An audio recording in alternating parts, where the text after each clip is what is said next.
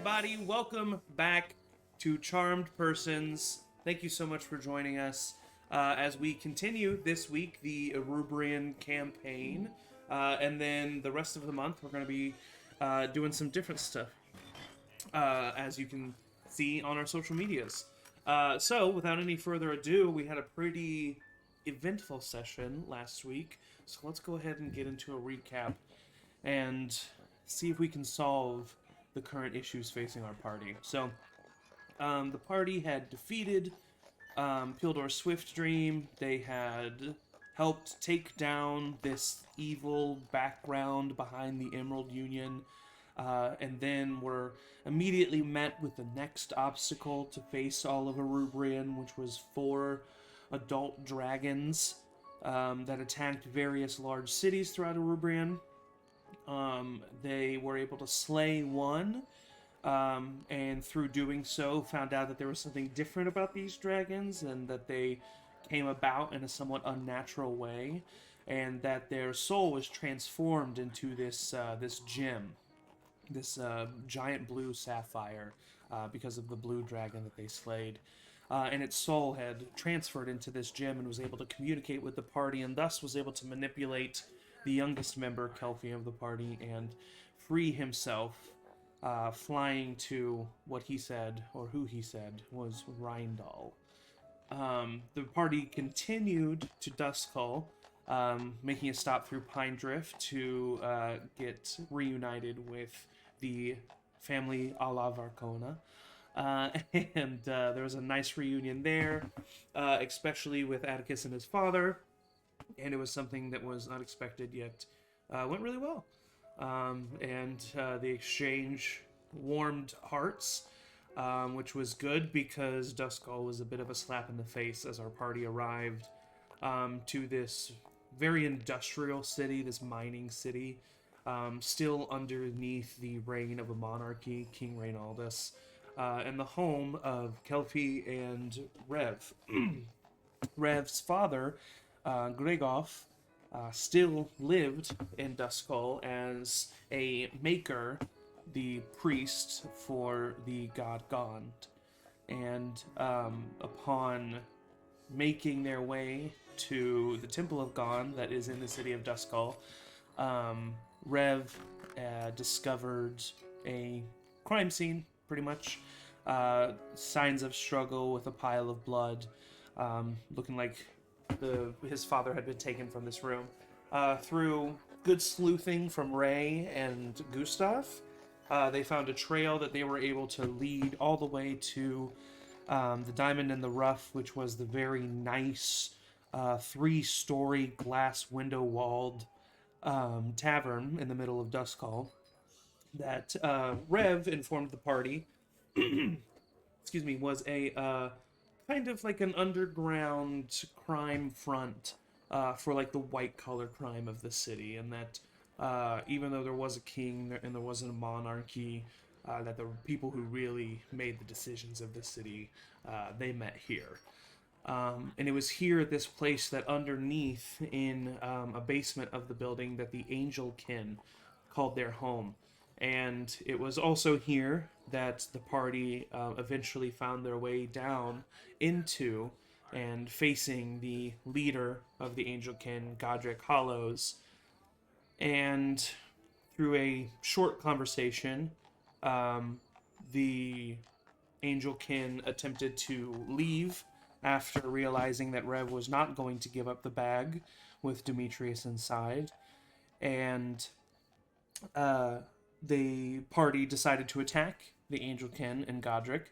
A lot of the Angelkin were able to escape, but Godric was, even though he tried his hardest, misty stepping and escaping grapples, eventually with the help of Atticus, Elburn, Rev, all 3 of them with their combined efforts were able to stop were able to stop Godric. It was then that Kelpie, being left alone in the basement, and, well, via technically her satyr friend Frank, discovered the dead body behind one of the rooms of Gregoff, Rev's father.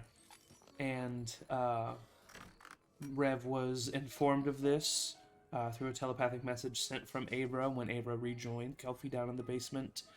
And Rev, in a fit of anger and lust of vengeance, killed Godric. And Rev, Atticus, and Elburn had to dispose of Godric's body in an alleyway where they put some, like, trash and, like, a dirty blanket over his body. And Atticus said a small prayer. And Rev informed the rest of the party to meet them at the arena, the Duskull Arena, right outside of the city limits.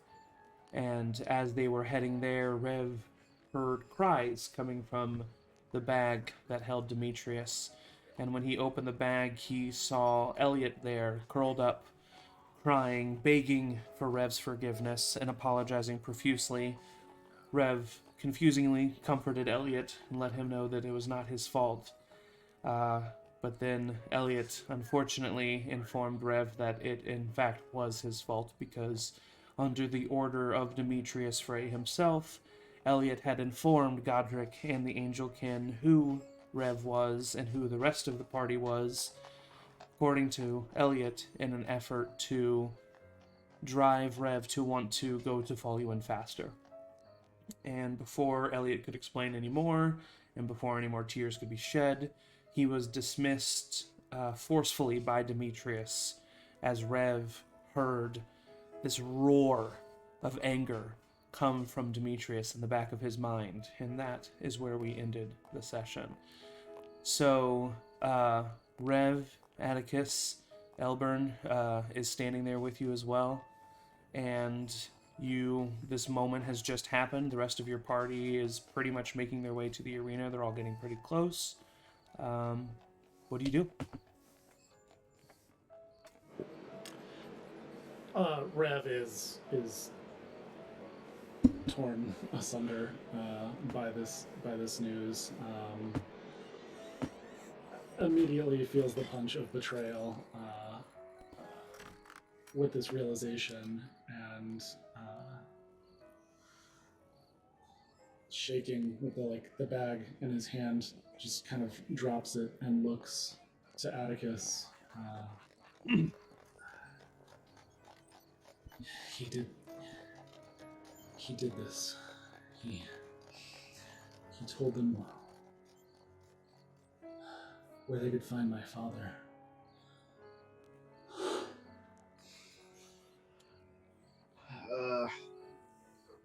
I feel like we have to meet up with the others as fast as possible.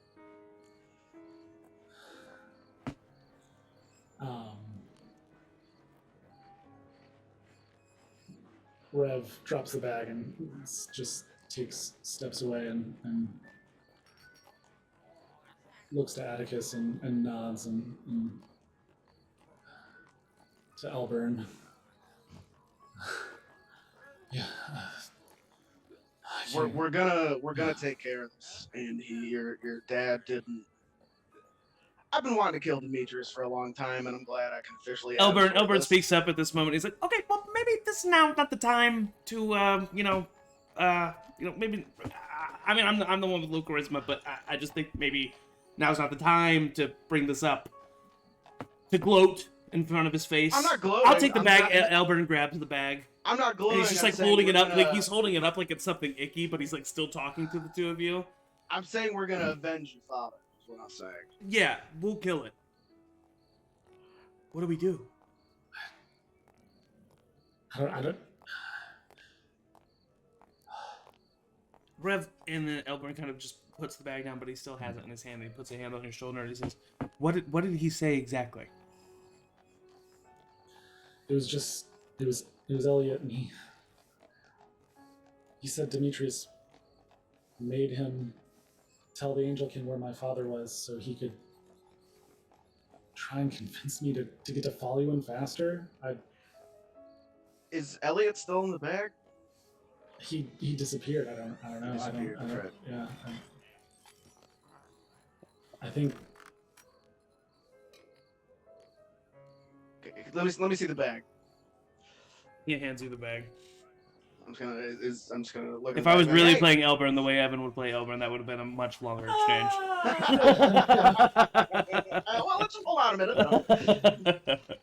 Why She's do like, you hey, want the bag? Elliot, I'm gonna find you and I'm gonna kill you. And I'm just screaming and I'm just yelling into the bag. Yeah, to you, it's just I pretty know. much an empty bag. Yeah. Yep. And as a matter of fact, in that moment, Elburn, as he's kind of like looking at you, confused, both of you see him immediately kind of like go blank face. Albert And does. yeah. And he like, you've seen the face before, from people like receiving a message from Pharaoh or something like that.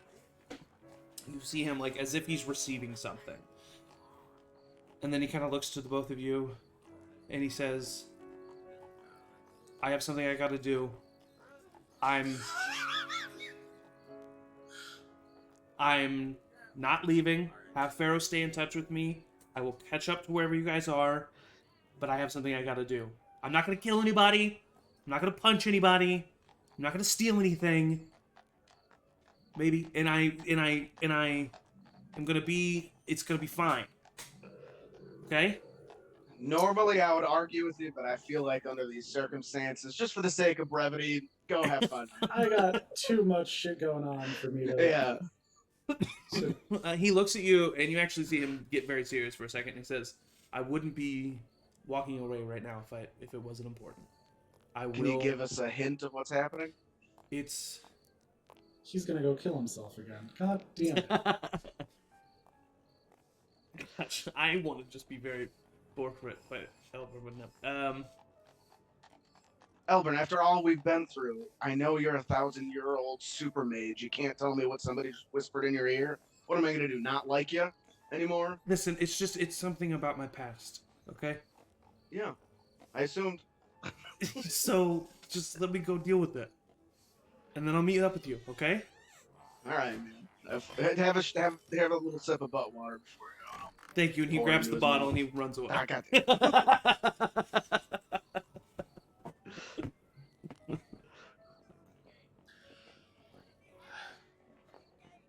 Okay, now that that's over, how are we doing? Just kidding. I would be careful with the bag. Do you want me to hold on to it, or do you want to? I don't think we should just leave it in the street. I will hold on to it if you want. Whenever you want it back, you can have it back. If you want it back now, whatever you want. I just want to get away from him. Let's go meet up with everybody, and I'll shove the bag kind of in my bag, kind of put my arm around his shoulder, and start walking. Okay. So yeah, you just go ahead and put the bag in yours. Like I said, it's to you it's just an empty bag, so it just kind of folds right up and gets shoved in there. Rev, as he's walking away, you feel a hollowness. You feel as if a connection that is always there and open to you, and this moment is not there right now. Yeah. And it's a very empty feeling. Rev notes that as like consequence of maybe a severing tie, and he almost feels relief to feel that sort of vacancy. Mm-hmm. No. Yeah. So the Have two you of you. taken damage, Rev? I can't remember if you got hit during that last fight. I don't think I did actually. I couldn't. I think it was mostly. Yeah, you guys I kind of mean, just did work. Yeah. Yeah. All right, never mind. Just lots of running. Actually, I stubbed my toe. And it's for sure broken, but I can't do anything about it. You know, it's one of those things. I can't. Okay, so yeah, you guys make your way to the arena, and all of you make your way to the arena outside of town, and the sounds of the city slowly fade away as the sounds of night, the occasional breeze blowing through, and it's relatively quiet outside of the city. You're able to leave the walls without issue. There's no problem with that. There are guards posted there, but there are like settlements and tents and little markets outside of the city itself, and so people come in and out relatively often. So you guys are able to leave, um, and you start hearing a little bit of the wildlife nearby. Um, and you pass by these little markets, and there's like stalls set up, like wooden stalls, but any goods seem to have been removed, and behind them are like various hide and leather tents where it seems probably the owners of these stalls sleep during the night.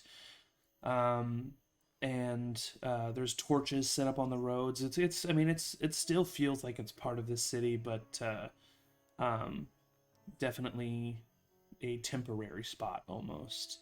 It's a campsite, a big campsite, if you will, is what it feels like. And you make your way to the actual arena itself, and it is a large, what would be like 5-story building, dome, pretty much. If to put it in your brain, the Roman Colosseum, those stone arches, the big pillars, the rings on the outside, um, and you just are able to. It has very large openings all along the bottom. Rev and Kelvy, you probably would have gone to some kind of event even when you were younger. Um, so the two of you would know that this place is like, it's very open to the pub. It's practically, this arena is treated almost like a public park, if that makes sense. Or an outside amphitheater. It's like very accessible to the public, and it's something that the entire city adores because only really great events and great stuff happens there. So there's no real so the guards in the city never really feel a danger to guard it because no one's going to want to do anything bad to the place because everybody always has a good time there. It's just kind of like a really well maintained public area. So at this time of night, just like a random park, you know it to be relatively empty. So you all are able to find yourselves inside of the arena, and you're able to go right into the center of the arena itself. Um, and you look up, and there's just like stadium seating cascading on either side of you, and you're just the eye of this huge stone building, and it's pretty awe-inspiring, and it's so cool how you're able to just walk in and be there as if you're fighters in this gladiatorial arena itself. And for a moment you kind of forget what's all happened in the past, several minutes, and the rest of you make your way there first, as you then hear the shuffles of leather boots hitting the ground and rocks getting kicked, and you look over and you see Atticus and Rev slowly making their way to you in the center of the arena, and the rest of the party, minus Elburn, is reunited. Atticus definitely takes a moment, and in his head, he's entering an arena full of screaming fans, and he's like, and he just kind of looks around. Yeah, no, it's definitely like, even in the seriousness of the moment right now, it's hard not to feel the epicness of what is around you, and it's like just how you can just like go to the Grand Canyon. It's just like, it's so weird that you can just like go up and walk into this like monumental thing. Avra's gonna, as we sort of rejoin, just like take a minute and then give Rev a big hug. Hi.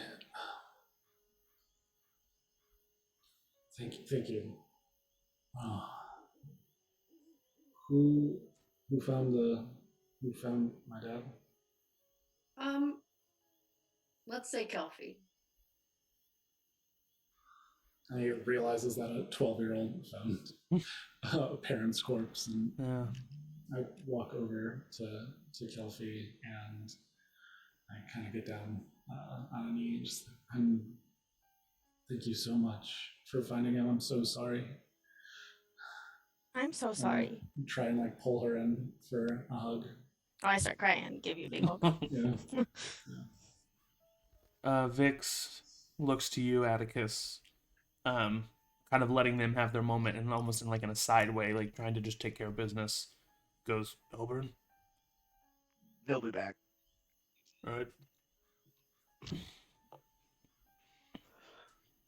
This is maybe a difficult thing, but if I can speak to the dead, if we ever, if you have, I don't know if you have questions or.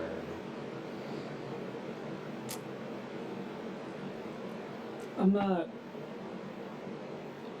not ready for Yeah, that. that's fine. Yep. I'm gonna guess Sure. if Elburn was here, he would advise against that. And I don't usually take Elburn's advice, but this one feels like it would be good. You can speak to the Right. dead. Yeah, Yeah. what? That's kind of a new thing. Oh. I've never actually How done it before. long does that? Can you just? Does Yeah, that what have to be are like the- a fresh? Um, I mean, if it's within 10 days, So you can speak to a body as long as it was killed within 10 days. Yep. That's awesome. Man. That's really weird. yeah, it's honestly, I'm trying to grapple with the implications of it, and So I where's thought the maybe like? Where's the soul? see, it's the soul's gone, and I'm just So basically what talking are to you- the husk of the body. Oh, okay. So you're not like dragging the person from wherever they're at. No, it's painless. Everything is above board. Do Okay. you need to have the body, or can you just like talk to him for whatever? I need to have the body. Gotcha. Gotcha. Oh. We can go over the Oh. logistics another time, maybe. But Well, we kind of left the anyway. Nick's realizes he shouldn't. So Rev, what I know that this is soon, but what do you want to do? I don't know how we could. I mean, And Rev, this could be out of choice, so I don't mean to interrupt, but I do want to say in this moment you do realize that Atticus is the only one that knows what I was about to happened right say- before everybody got together. I'll say, dude, I'll just look at Rev like, do they know about what happened? Rev would tell the group because I'm so sorry that I tried to convince you otherwise, but Demetrius did this, and I've been lying to myself about the nature of who he is. Wanted to believe that,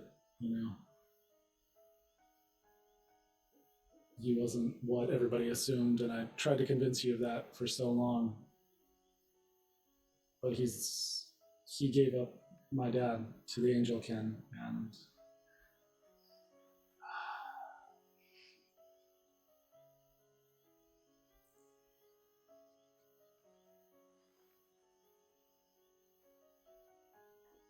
I don't know what to do. I don't know if we can stop him or kill him or. He does also have a lot of information on all of us that he knows everything about all of us, and he can use that to his will. Yeah. Seems like kind of a spiteful guy. You think? Seems like this is something that needs to happen before we find these dragons. Yeah. Because we can't go running around a whole continent trying to, take these guys out if we're, being followed or being watched or being, reported on. Do you have any idea where Demetrius would or could go?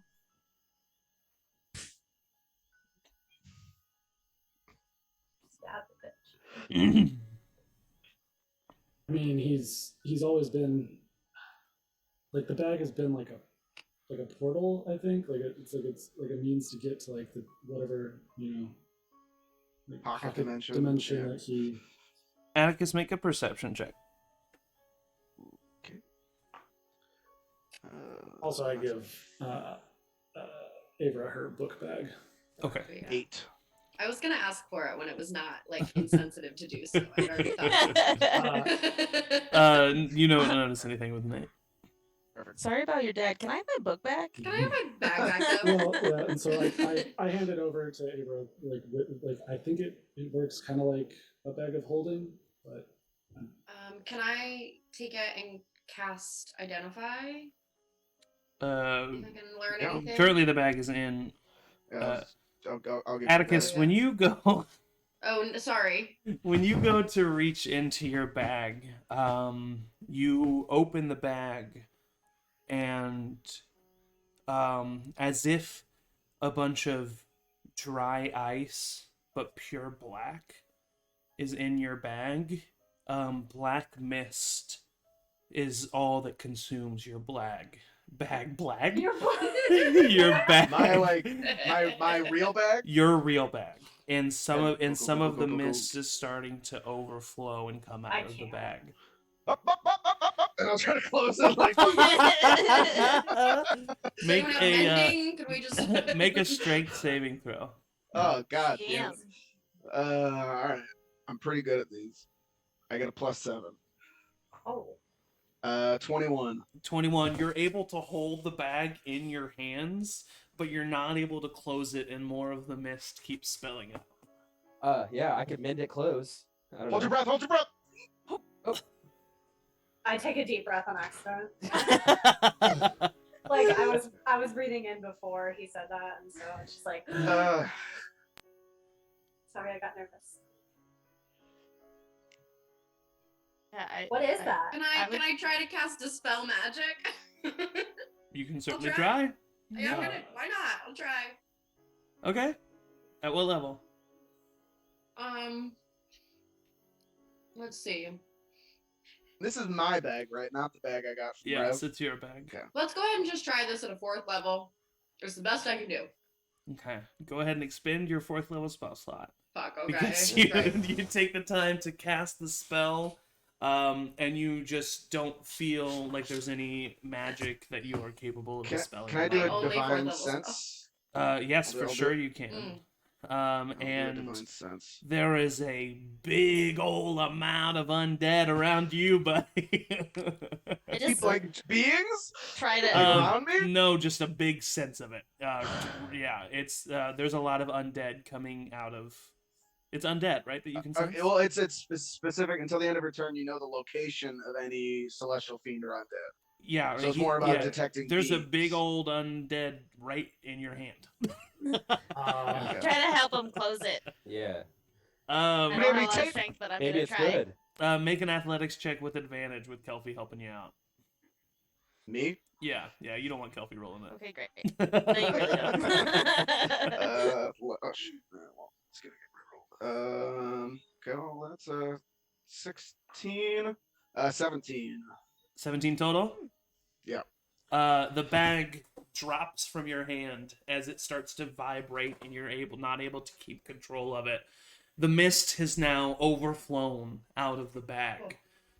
The moon that shines above you, you feel as if it dims. And Oh, the no. light becomes darker around you. I don't like this. The mist... Something's gonna happen. I'm gonna take out my shield, like sword, and just like fucking. Yeah, I'd like it to be on record that I'm using my arcane recovery to regain that spell slot the minute that I used it. Well, your arcane recovery is going to take a hot second. Oh, it does. Oh my Oh, god! Hey, maybe it's good, maybe it's good. Yeah, arcane recovery takes place over a short Oh, rest. it's a short rest. Yeah. Fuck me. Is it like- Fine. Is the so bag the like, mist open? is the Sorry. bag is open. The mist is pouring out. The mist is starting to form a mound that is growing out of the bag itself, and it's growing taller and taller until it reaches over 7 feet tall. I was gonna say, can I be like, I don't know if it's gonna make a difference, but I want to be taking my shield and try to like fan the mist. Some of the mist, Back in there. some of the mist on the side does like move frantically, but like it all stays pretty corporeal in shape. I figured. Vix releases an arrow. It just goes right through the mist. The mist gets bigger and bigger until all of you hear I didn't want to have to do this. And he gets bigger and bigger, and then out from behind the mist, hey, this is a little intense. I am so nervous right now. I liked it. I know, I felt like you couldn't hear me. So, out from behind the mist, two large black leathery wings emit and flap, and the mist dissipates in one large gust of wind as all of you see a 7-foot-tall man with long black hair, ornate silken gown and robes, with a nice collared shirt that has some ruffles up the middle, a dark maroon red vest on his chest, and these black slacks that end in these shining black leather boots. And he looks to all of you and he lands on the ground, and his wings pump once and pump again. You think you can just walk away from me? After all that I've done for you? It's not that easy. And then Elliot appears on your shoulder, Rev. Except this time, you see something that you've never seen before. A metal spiked collar exists around Elliot's neck. Not only is the metal collar exist, but within the metal collar are small spikes sticking out, so that any severe movement cuts into the skin. And attached to this collar is a long chain that winds and leads all the way to the fist of Demetrius. And Elliot looks at you, and he grabs your face, and he says, I'm so sorry. And with a yank of the chain, Elliot flies through the air and lands skidding on the ground next to Demetrius. Demetrius then stands there. I was not a monster. I didn't mean for him to die. You didn't even let me try to explain myself. So if you want a monster, now you've got one. Oh no. He looks to the rest of the party and he says, I'm gonna start with Rev. If any of you are still standing here when I'm done ripping the life from his bones, then I move my way to you. I'm gonna stand in front of Rev. Same. Hey, buddy, no, not cool.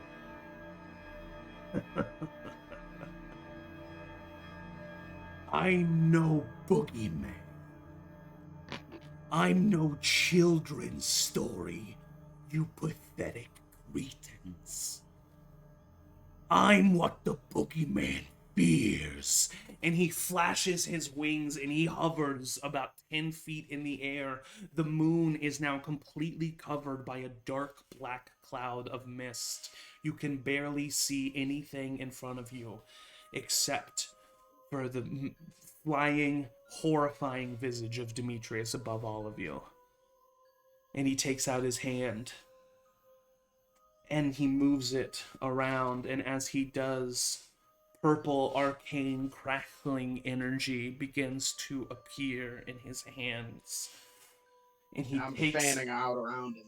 I was doing this. Not that type of fanning, but like going or like trying to fan out around. And he curls his fingers until just his index finger is sticking out. And he points it down at Rev. Rev, I need you to make a Constitution saving throw for me. You get a +4 if you're within 10 feet. Rev would try to move in front of Avra before he went to attack, and just trying to put himself in harm's way. This is on him. Yeah. Very take me, don't hurt them sort of posture. Oh wait, sorry, it's a dexterity saving throw. Dexterity saving throw. Okay.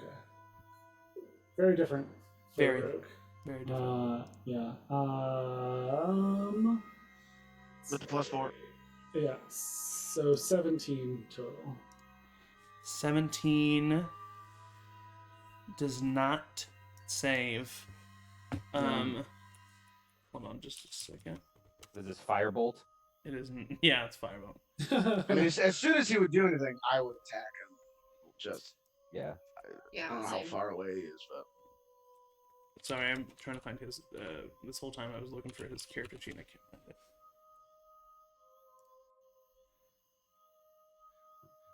Here we go. Only shit. Elburn was here. I was wrong. It was a Constitution saving throw. So you can re-roll. Uh-huh. I'm sorry. I apologize. That is a 9. Okay. We used up so many of the luckies already. Okay. Okay. So you are standing there looking at the rest of your party, and you jump in front of the way as a green beam of energy hits you in the chest, and it pulsates through your body. And at first, you don't feel anything, and you go to touch your chest to make sure you're not hurt. But when you go to touch your chest, you can't move. And you are standing there in place, currently unable to move. What did the rest of you do? Did the rest of you do anything in this moment? how close yeah. are we? Like, is he like floating up high in the air? He's or 10 was feet he- above you in the air right now. I 10 cast feet? Turn Undead. You cast Turn Undead? Yeah. Ooh. Okay, what's the saving throw on that? Needs to make a DC 15 Wisdom saving throw. Wisdom saving throw, okay.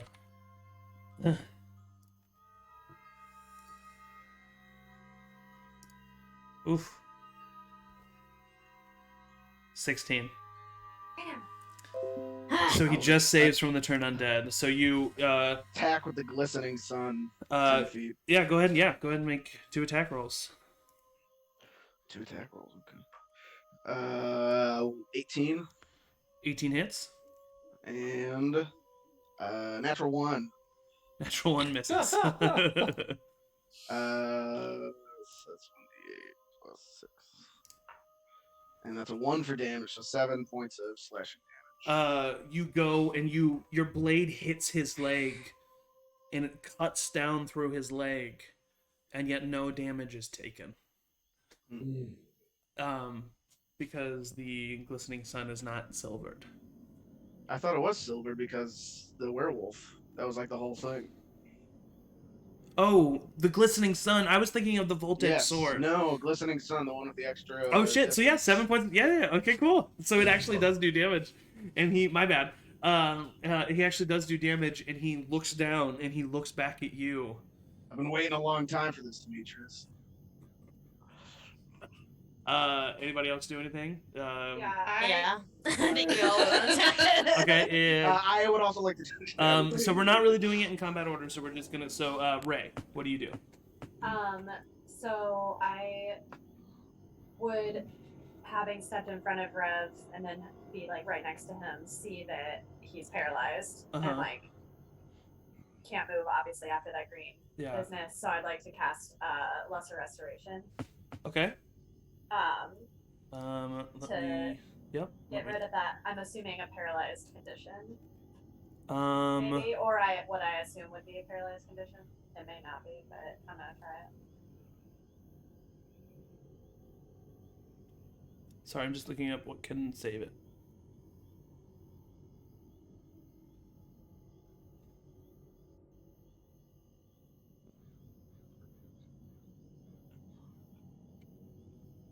What can Lesser Restoration? Can you read for me Lesser Restoration?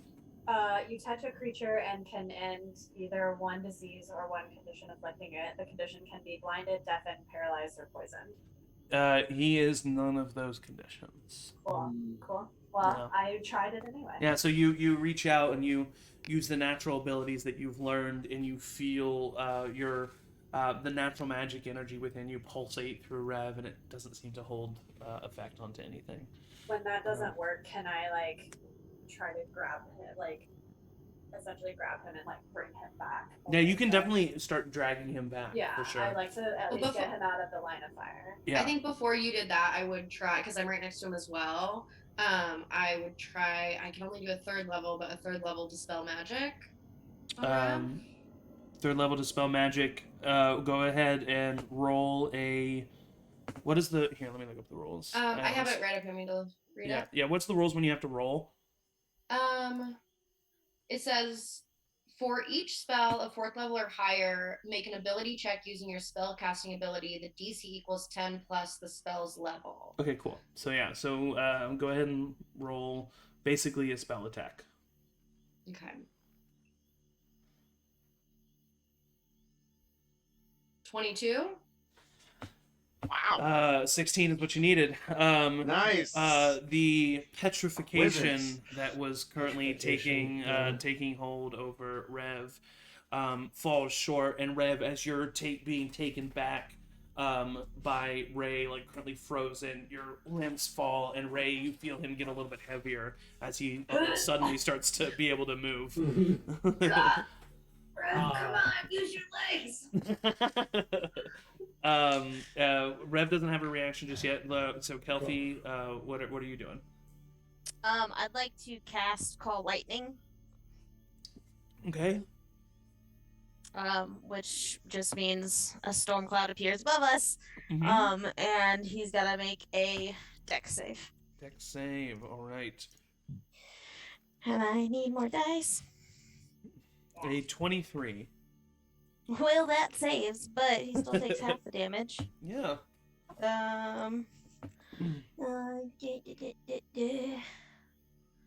Okay, sorry.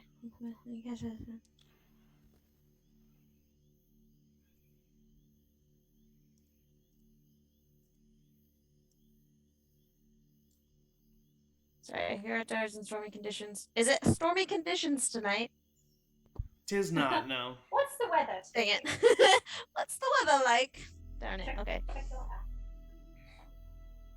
weather. Sweet. So he takes, instead of 18, 9 lightning damage. 9 points of lightning damage. Yeah, he takes the brunt of it. It shocks its way through his body, almost creating an even more horrifying image as you see this like lightning-struck, backlit, vampiric monster in the sky ahead of you. And then he looks down. Fine. Rev can wait. And he flies down to the ground and he grabs Kelpie by the throat No. and lifts her up. Kelpie, I need you to make a charisma saving throw at disadvantage. Could I have gotten attack of opportunity? If he was with- No, because he just or flew did down he- right next to you guys. Down, okay. Yeah. I'm scared. Charisma. Saving throw at Save. disadvantage. If you're you get a +4. Oh, if you're no. within 10 feet of me. You do get the +4. +4 or a d4? +4. +4. Okay. Well, I rolled a 3. 6. So 10. He has Kelpie by the throat in that moment, and he squeezes tighter. Goodbye. And the rest of you see as Kelpie blinks out of existence. No. Is he still there? He's still there. He's standing right there. Rev, what do you do? Rev looks to this group, looks to them as continuing like support throughout the last like day of supporting him, Yeah. getting him through the hardest day of his life so Yeah. far, if they make it through this. And he reaches into his pocket, finding the coin with an eye on it, and utters the name Clive Vale. All right. Nice. I totally forgot about that. So you utter the name Glivael, and you flip the coin, and with a momentum that definitely was not given by the flick of your thumb, the coin spins faster and faster and begins to raise in the air, and it blinks almost like a TV screen being shut off. A line of white energy appears in the sky for a moment and then smashes together again, and a loud is heard as a huge sphinx flies through the sky, completing a circle around Demetrius and starts hovering above you as a group. Demetrius, his eyes grow wide, and the Sphinx lands in between you and Demetrius. And the Sphinx looks up. You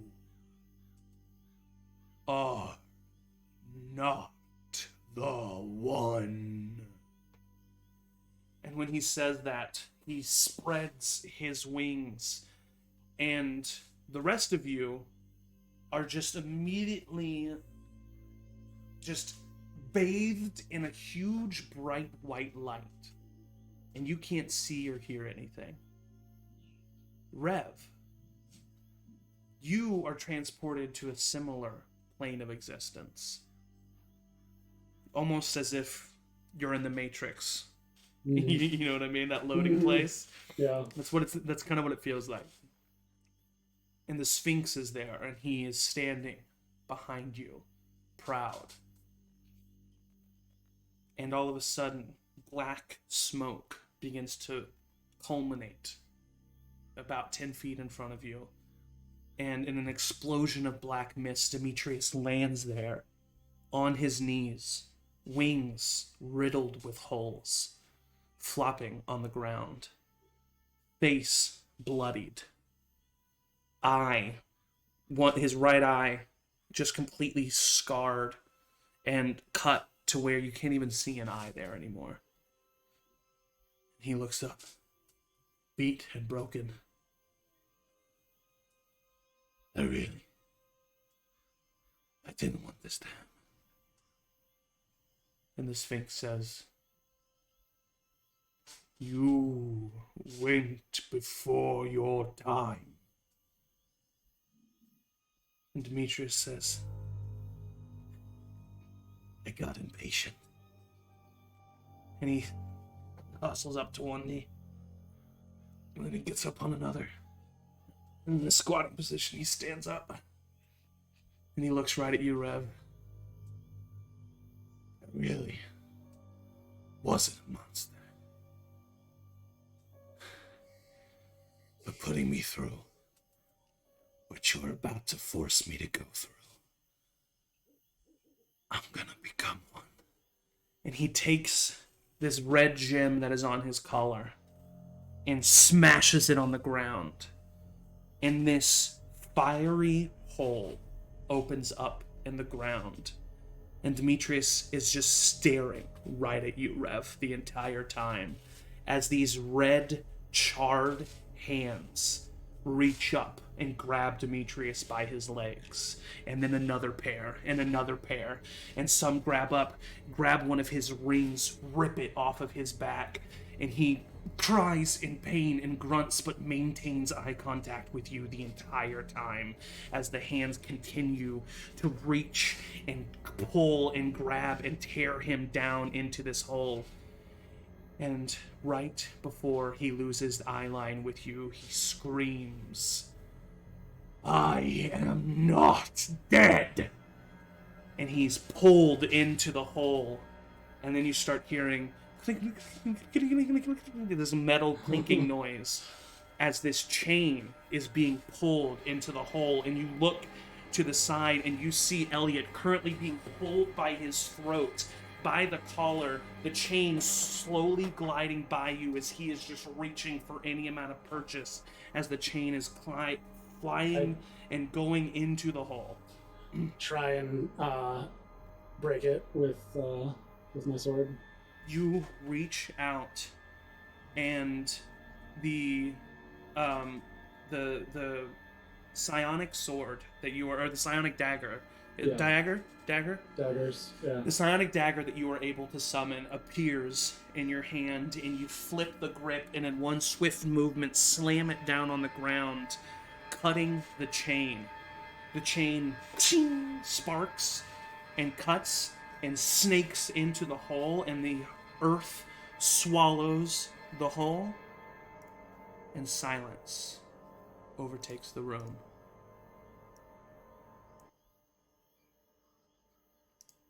As now you're just there on this white plane of existence. You turn and you look for the Sphinx. It's no longer there.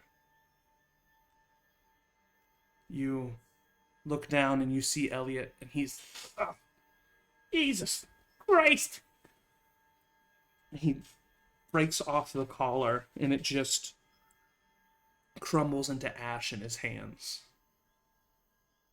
And then you hear a familiar voice, one that you haven't heard in about 2 months, one that you heard on the fateful day after you met Demetrius Frey. As you look above your shoulder, and even in this white room, you are able to make out a corporeal, large orb of light as it pulsates and radiates. You are chosen. You have proven. We will not abandon. And you feel your chest get pulled forward as a ray of white light hits your chest and pulls you towards this orb of light, and then drops you, and you feel as if you just like drank piping hot tea, but it's just at the point of not being bearable. And so you just feel this warmth inside of you. And you hear, what's going on? What's happening here? And you look over at Elliot, and Elliot is currently floating in the air. What's going on? And you see Elliot slowly begin to transform. The gooey, nasty flesh of the closet begins to fall away and melt away to reveal a somewhat humanoid-like hairy arm, and a humanoid other arm, and a humanoid couple legs. The belly stays. There's a big belly on this little humanoid body, and it's wearing these suspenders over this cotton white shirt and these brown slacks, and it goes up to a face riddled with 5 o'clock shadow, with a thick mustache handlebars that goes up a actually pretty gaunt, skinny face, disproportionate to the chubbiness of the rest of the body. And on top is a visor, bald on top, with clear green fabric in the middle. You son of a bitch. And 2 little fairy wings appear out from behind his back as he looks at you, and he says, "Holy shit! How do I look?" You look great. Were you the chosen one? I don't know what this means, but Rev, I've never felt this good before. I don't hear Demetrius at all. I don't feel him either. What does this mean? I don't know. And as soon as you say that, the words, "I don't know," you blink out of necessity.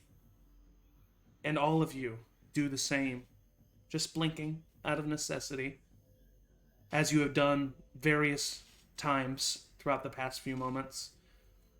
and you open your eyes, and you are all standing in the field of this arena, in the middle, moon shining above you bright.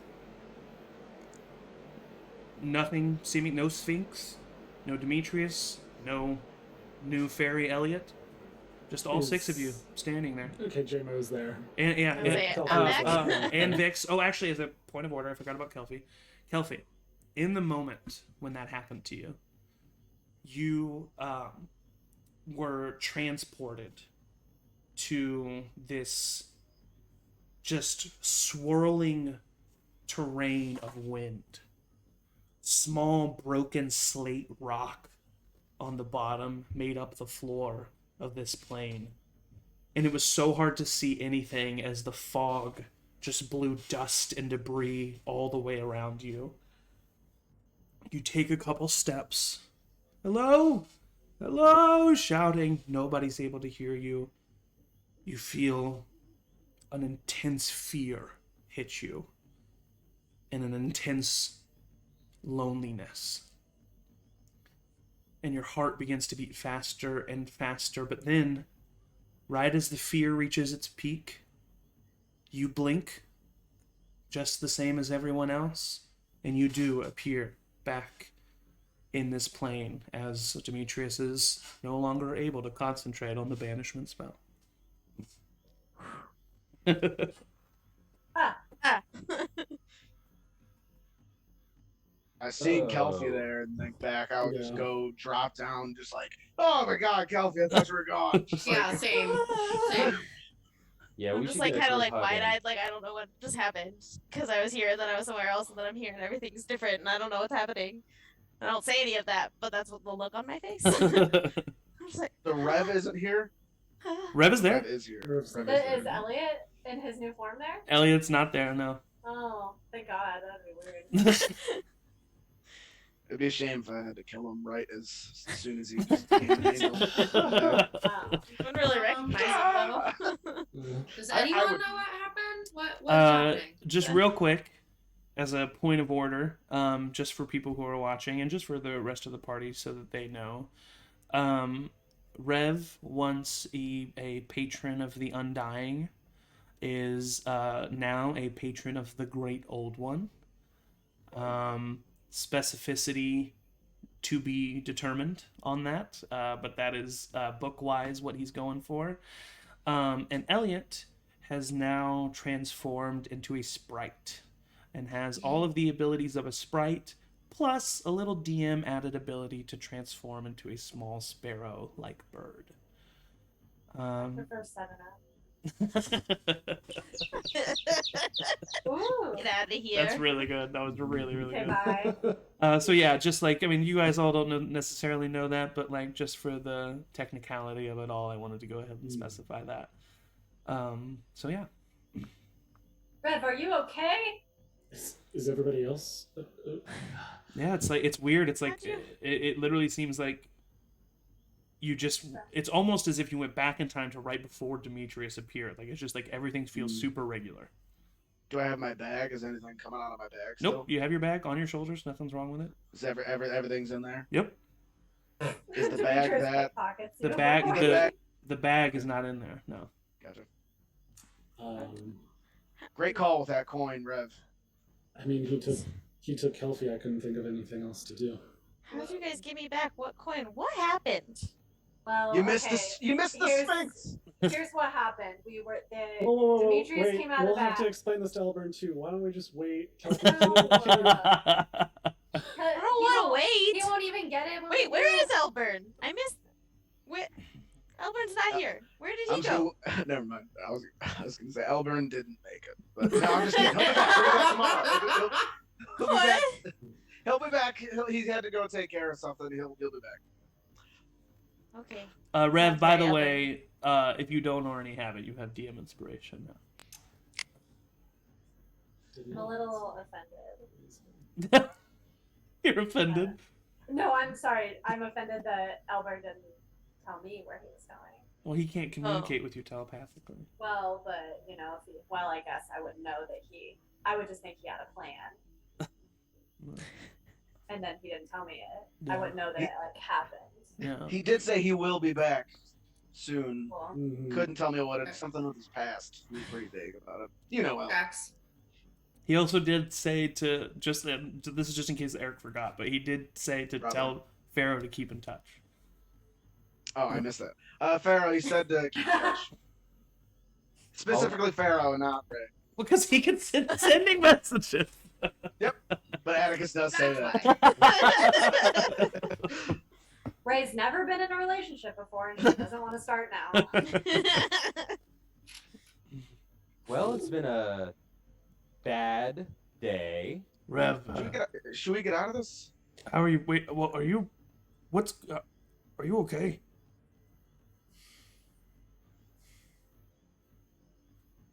No, but I think I will be. All right.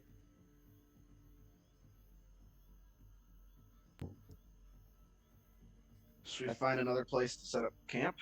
Yeah, we should Or probably get out of sleep this somewhere else? arena. Yeah, I can make a hut somewhere. Let's like Yeah. move. Also, I'm Get still out of the walls confused of as the to what city. just happened, but we can wait for that later. I don't.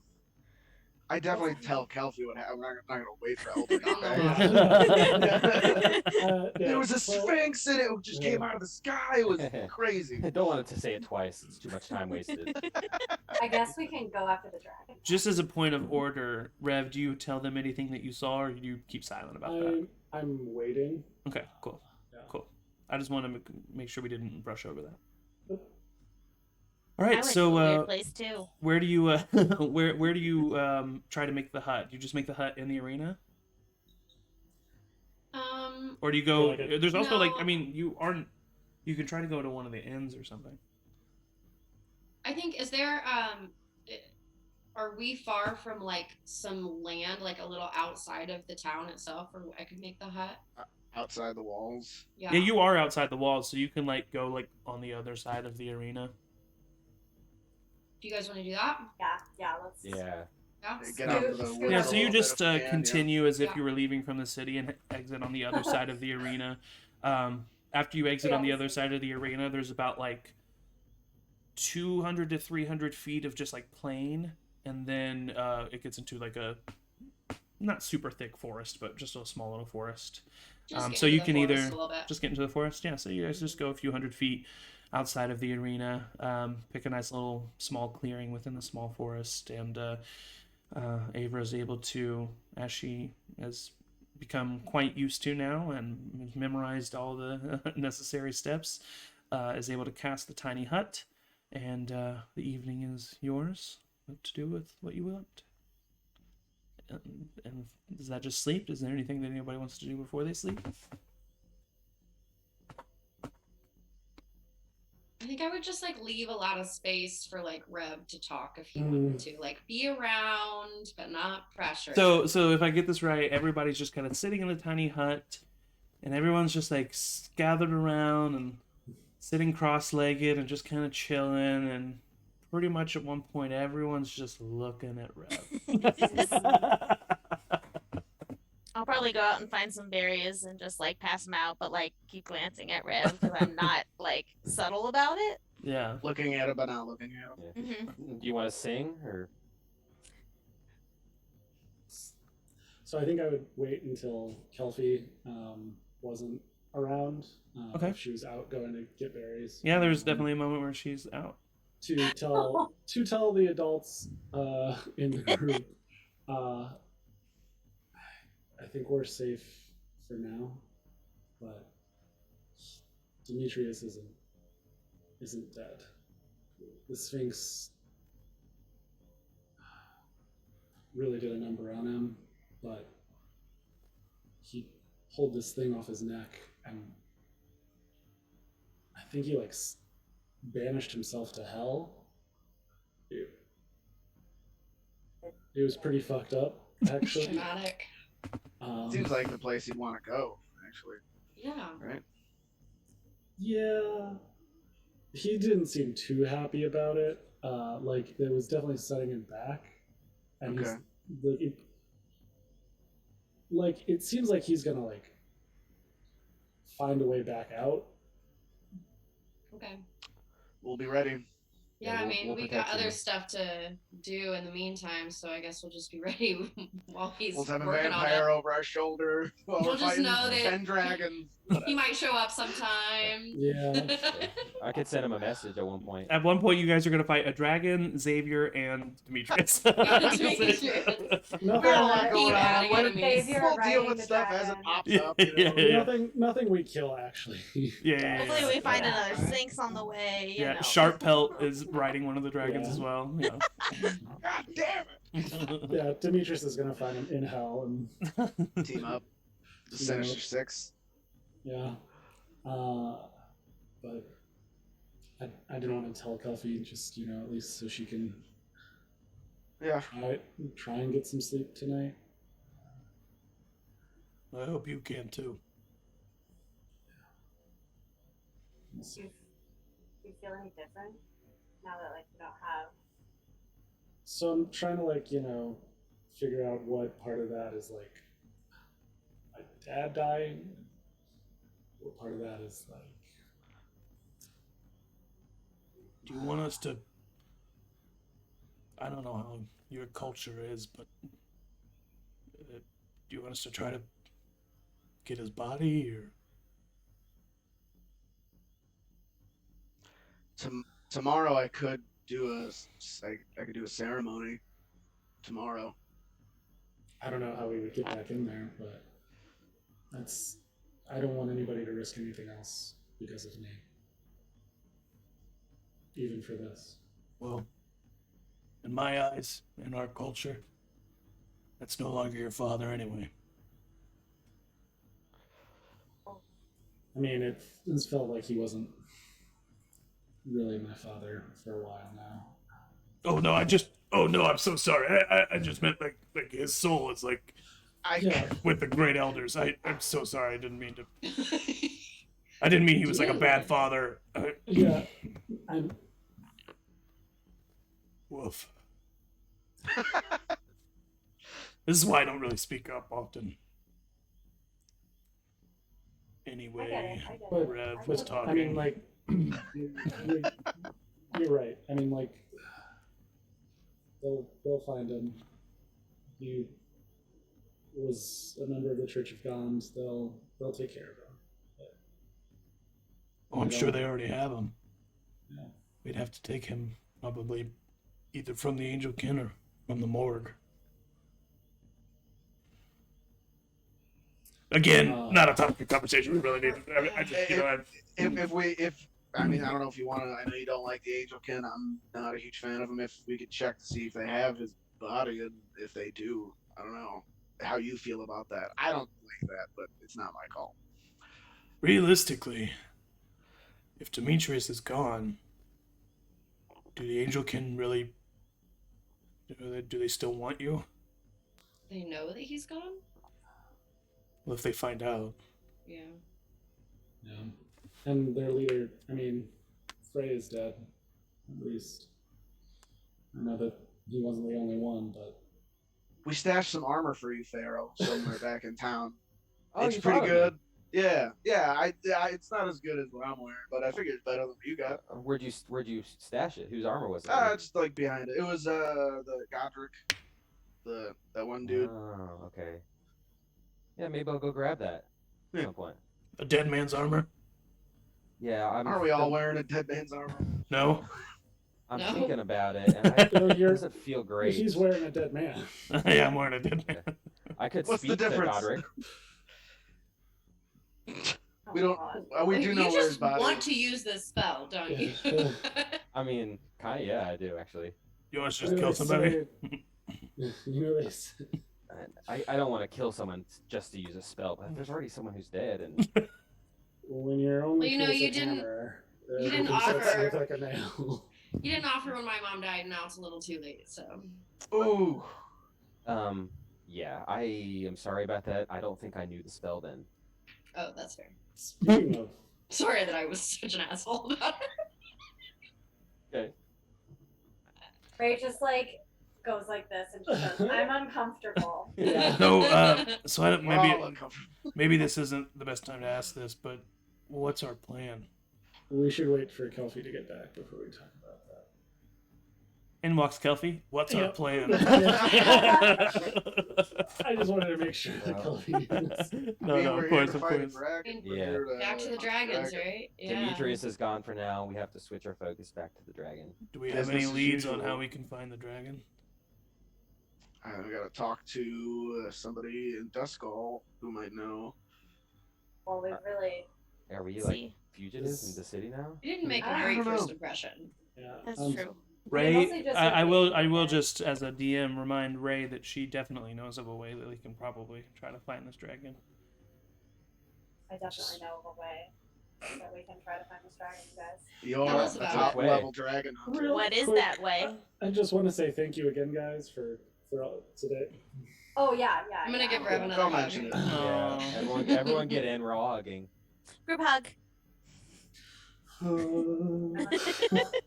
Kumbaya. Stop. I just like. Kumbaya. My dad's favorite song. Kumbaya, my god. So, wait, what time of day is it right now? It's It's like nighttime? Noon. Like, no, it's like midnight, 1 o'clock in the morning. Oh. I'm Well, halfway through the day. so I think we probably do whatever we're gonna do in the morning, right? Yeah. Yeah, for sure.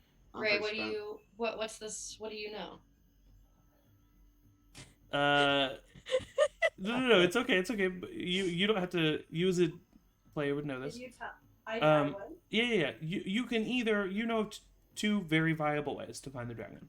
Well, I Either know you that can dragon. just like try to find the trail yourself and try to find where the den is and like do that, or you know of an organization that probably has done all of that groundwork already. hmm Um.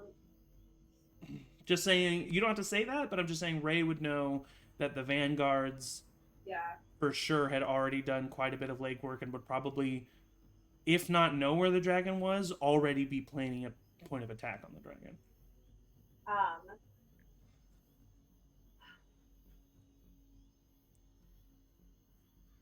So here's what I'm thinking. You're right, Ava. Nothing's gonna get done tonight. We've been running. We've been fighting. We've been doing whatever the fuck that was in the arena. So I think we just need to rest. I think we need to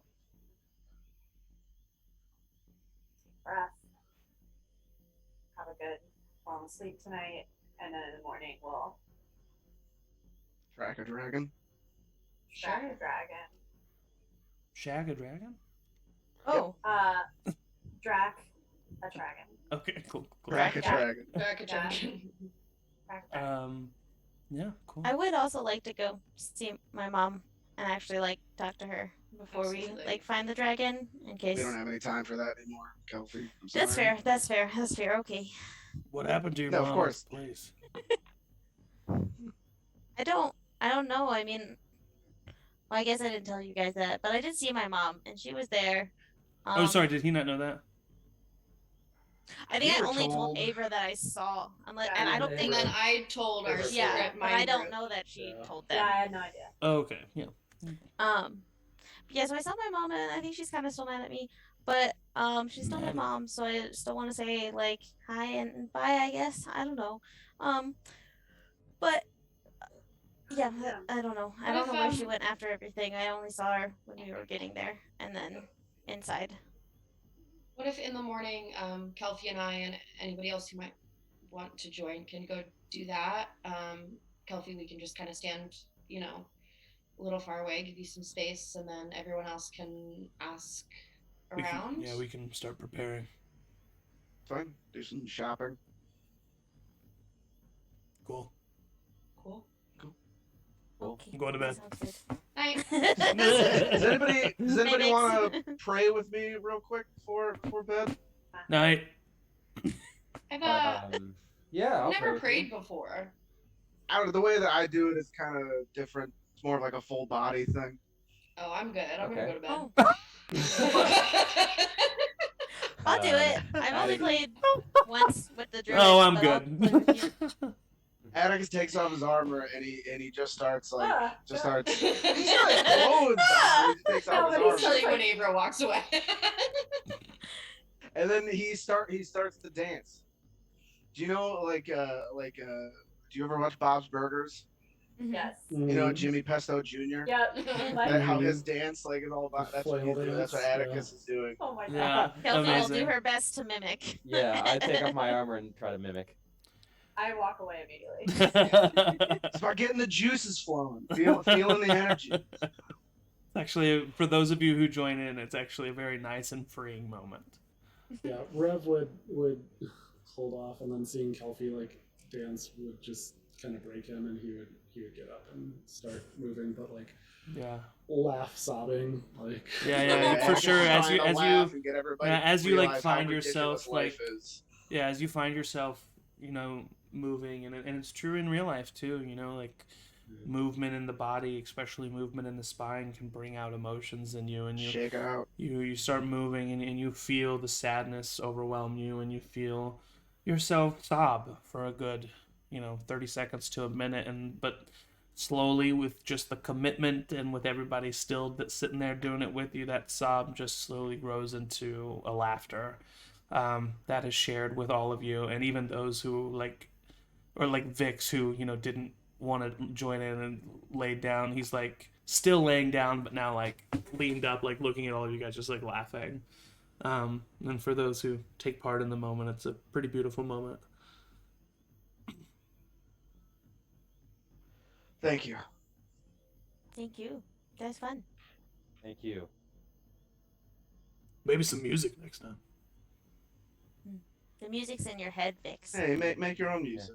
Yeah. Dance to the beat of your own drum. Boom cha, boom cha, boom cha, boom cha, boom cha, boom cha. It's like I like that. And Yeah. I'll start going again. All right, I'm going to bed. I'm going to bed. And you all eventually find yourselves asleep or in a trance. Pharaoh, while you are in this trance, you dream of a grassy hill with a single tree on the top. The sun is beginning to set in the distance. You can see the black silhouette of birds flapping their wings as they fly off into the horizon. You are walking up this grassy hill, and you realize that your hand is holding the hand of another person, and you look down and you see Drigo's hand. And you follow up the rest of his hand to the rest of his body, and you see Drigo there smiling at you, and he still has the scars on his face from the lightning, but he holds no shame and is wearing them proudly as he smiles back at you. And both of you make your way up to the grassy hill at the crest right under the tree, and there's a nice plaid cloth blanket laid out there, and a wicker basket filled with warm breads and sweet bitter jams, and you have this picnic, this moment with Drigo that feels so real and lasts for what feels like a good hour before eventually you wake up the next day feeling very refreshed with a hint of sorrow from missing Drigo, but feeling pretty good and restful. Ray, you, as you find yourself asleep, you hear laughter at first. And it's the laughter of a child. And it sounds so familiar, but it's hard to place. And then eventually, as you are standing underneath the canopy of trees above you, you hear the laughter crisp and clean directly behind you, and you turn to see a very young, very ornery Ben looking at you. as the two of you are playing a game of hide and seek that you guys would often play in the forest when you were young and still together. And he's laughing and smiling with you, and then at one point you lose him and you're not able to find him anymore. And you hear another voice, Mom? And you turn and you see an even younger Kelpie standing in the forest, looking around. And then you realize this is not a dream, this is a memory. This is something that happened to you that you had forgotten so long ago. As you watch this little girl wandering through the forest alone, she's crying out for her mother. You look and you see a mere 100 feet away a woman in a long blue dress staring at Kelpie, tears falling from her eyes. A halfling woman that looks and takes a step out from behind the tree towards Kelpie, but then with a deep sigh turns and runs in the opposite direction, away from your eyesight. You hear the little girl calling for her mother once again, but you are so filled with rage and a sense of betrayal from your brother leaving you, the only family that you had. If you don't have any family, why does anybody else deserve family? The anger of young Ray fills your mind yet again as this memory comes back to you, and you stand up in the tree that you're perched in and just hop to the next and to the next and to the next, the cries of a little halfling girl disappearing behind you. Ray, you then wake up the next morning, and the first thing you do is you turn and you look, and you see Kelpie still asleep there. And you immediately know what that memory was. Atticus, as you fall asleep, you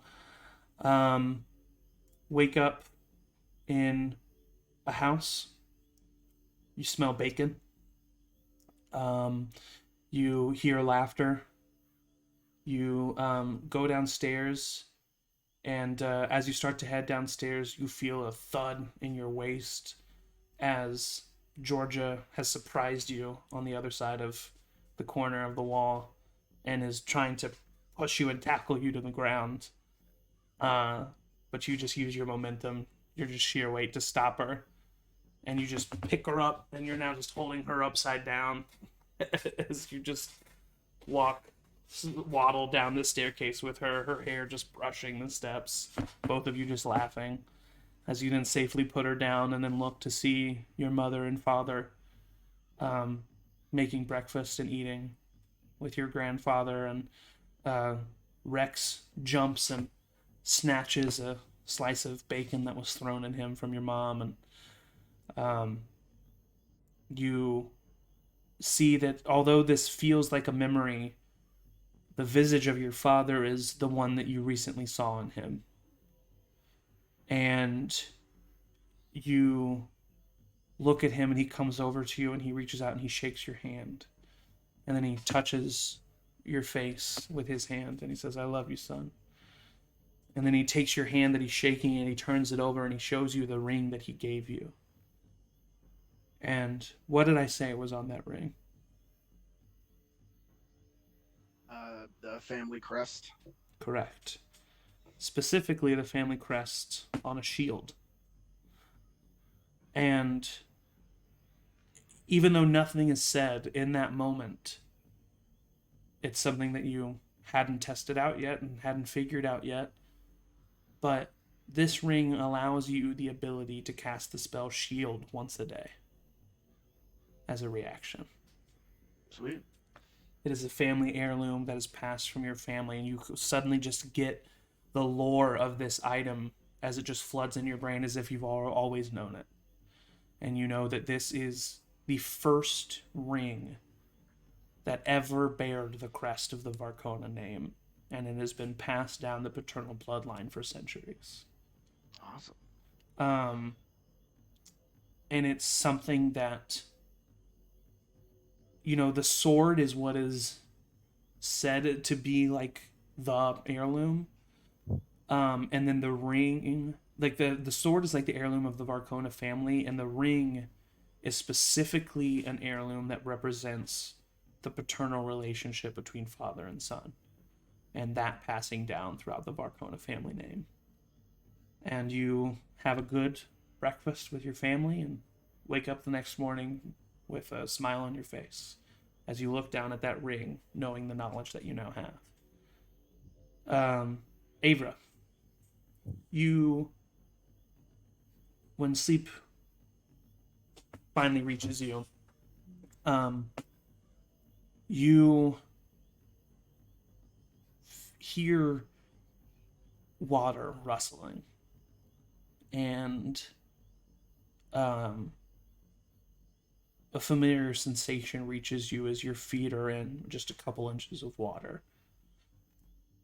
And you look around and you are just in a plain of endless black with just a few inches of water covering the entire plain. Suddenly, you have to squint from the sheer light that emanates from a bright white orb of light that appears above you, similarly to how it did months and months ago. You feel this like warm sensation, and you hear this voice tell you, your trials will only get harder. You must keep them together. You are more powerful than you know. Search for us. Find answers.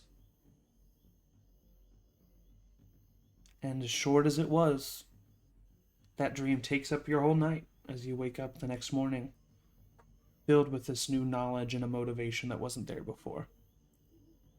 Rev, as sleep finally meets you,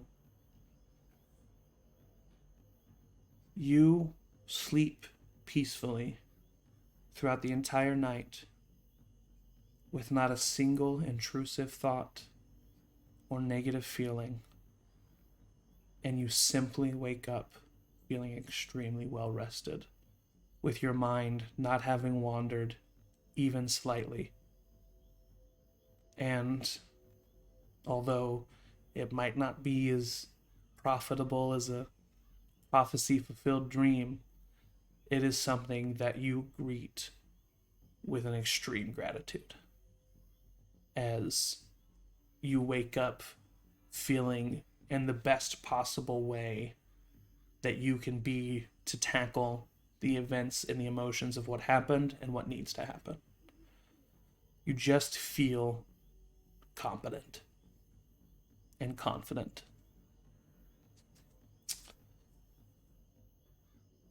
Kelvin, you are in a forest, and you hear laughing.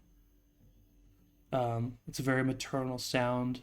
It rings in your ears and fills you with warmth as you turn and you see your mother years ago, the way you used to remember her, peeking out from behind a tree and looking at you, and then peeking out on the other side and looking at you and smiling. And she kind of comes back, and then you don't see her, and then you run around the tree and she's not there. And then all of a sudden you're lifted up from behind as she picks you up and spins you in the air, and she puts you down, And she gets down on one knee and she reaches your level and she says, I love you, Calfina Tiermbrex. You are strong. You are smart. And you're going to be something someday. You know that?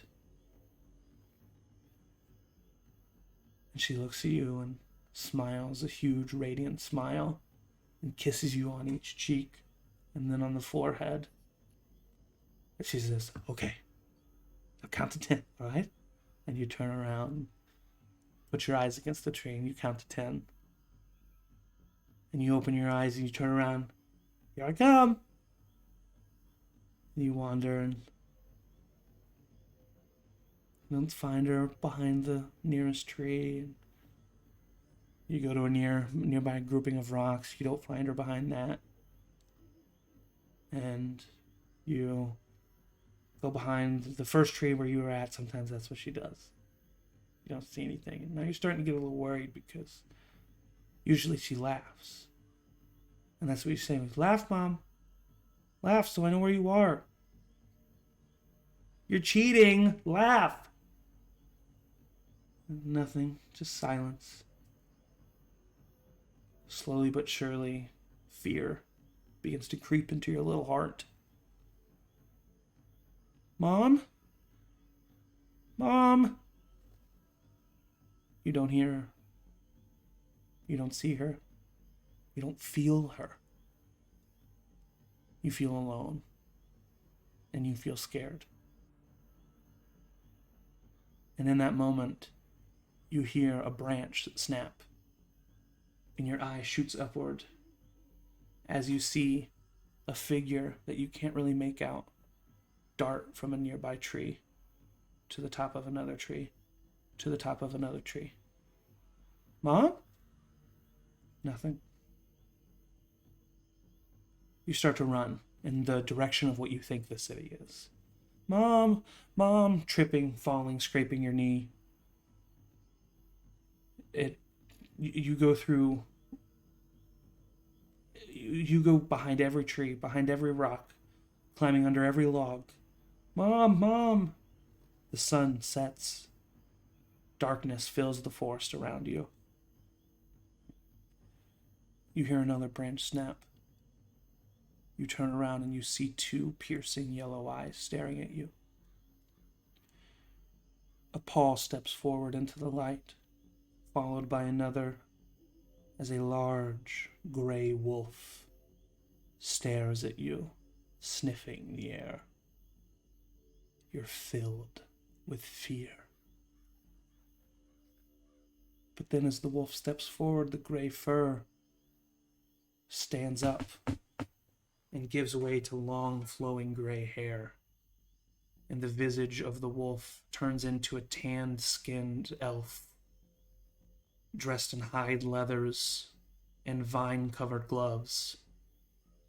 And her face is one of relief and comfort, and you don't feel scared anymore. And she reaches down and she touches your face. She says, "What's your name?" And then you wake up in the hut with everyone else having this fresh memory of your life so long ago recalled throughout your night.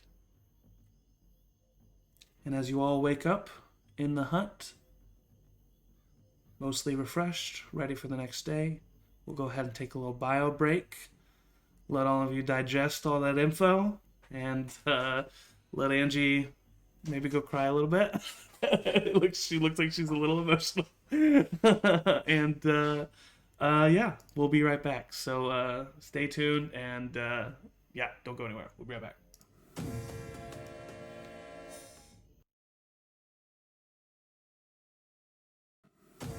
Hello. Hello. Welcome back to Charmed Persons. Thank you for the brief intermission, allowing us that.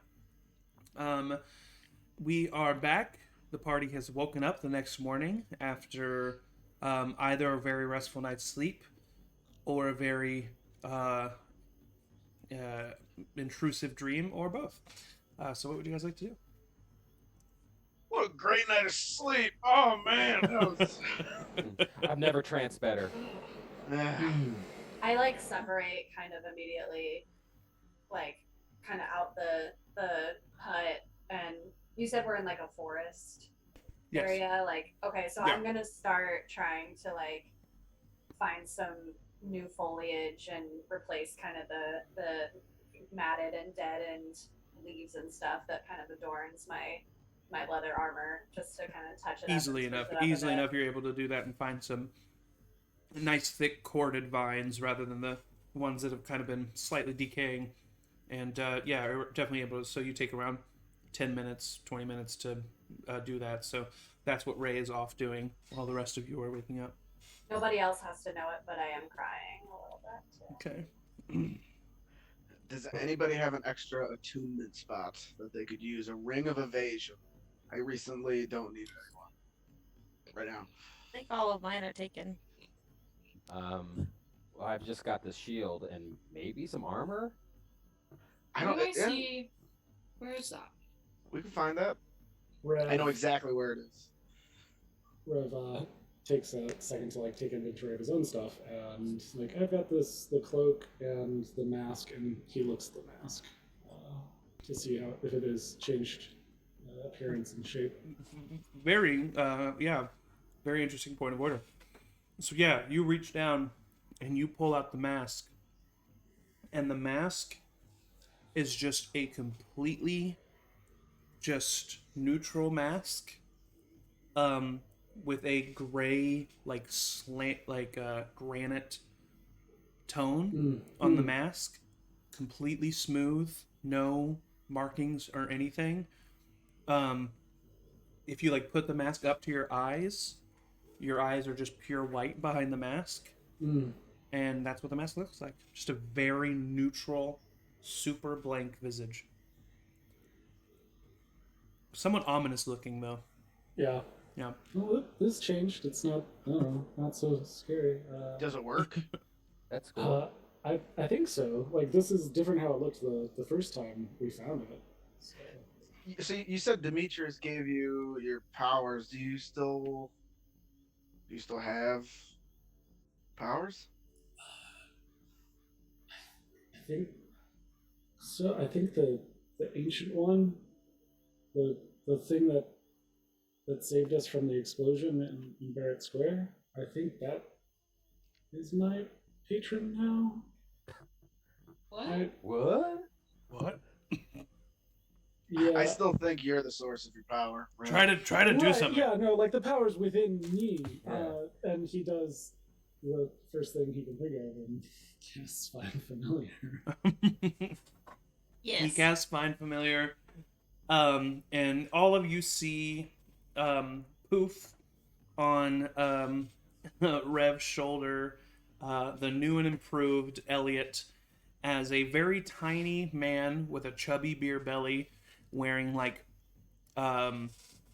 amber colored slacks with dark leather brown boots and a white cotton shirt with leather suspenders and the cap, severe 5 o'clock shadow, thick black mustache, with two very delicate, very elegant looking fairy wings on his back.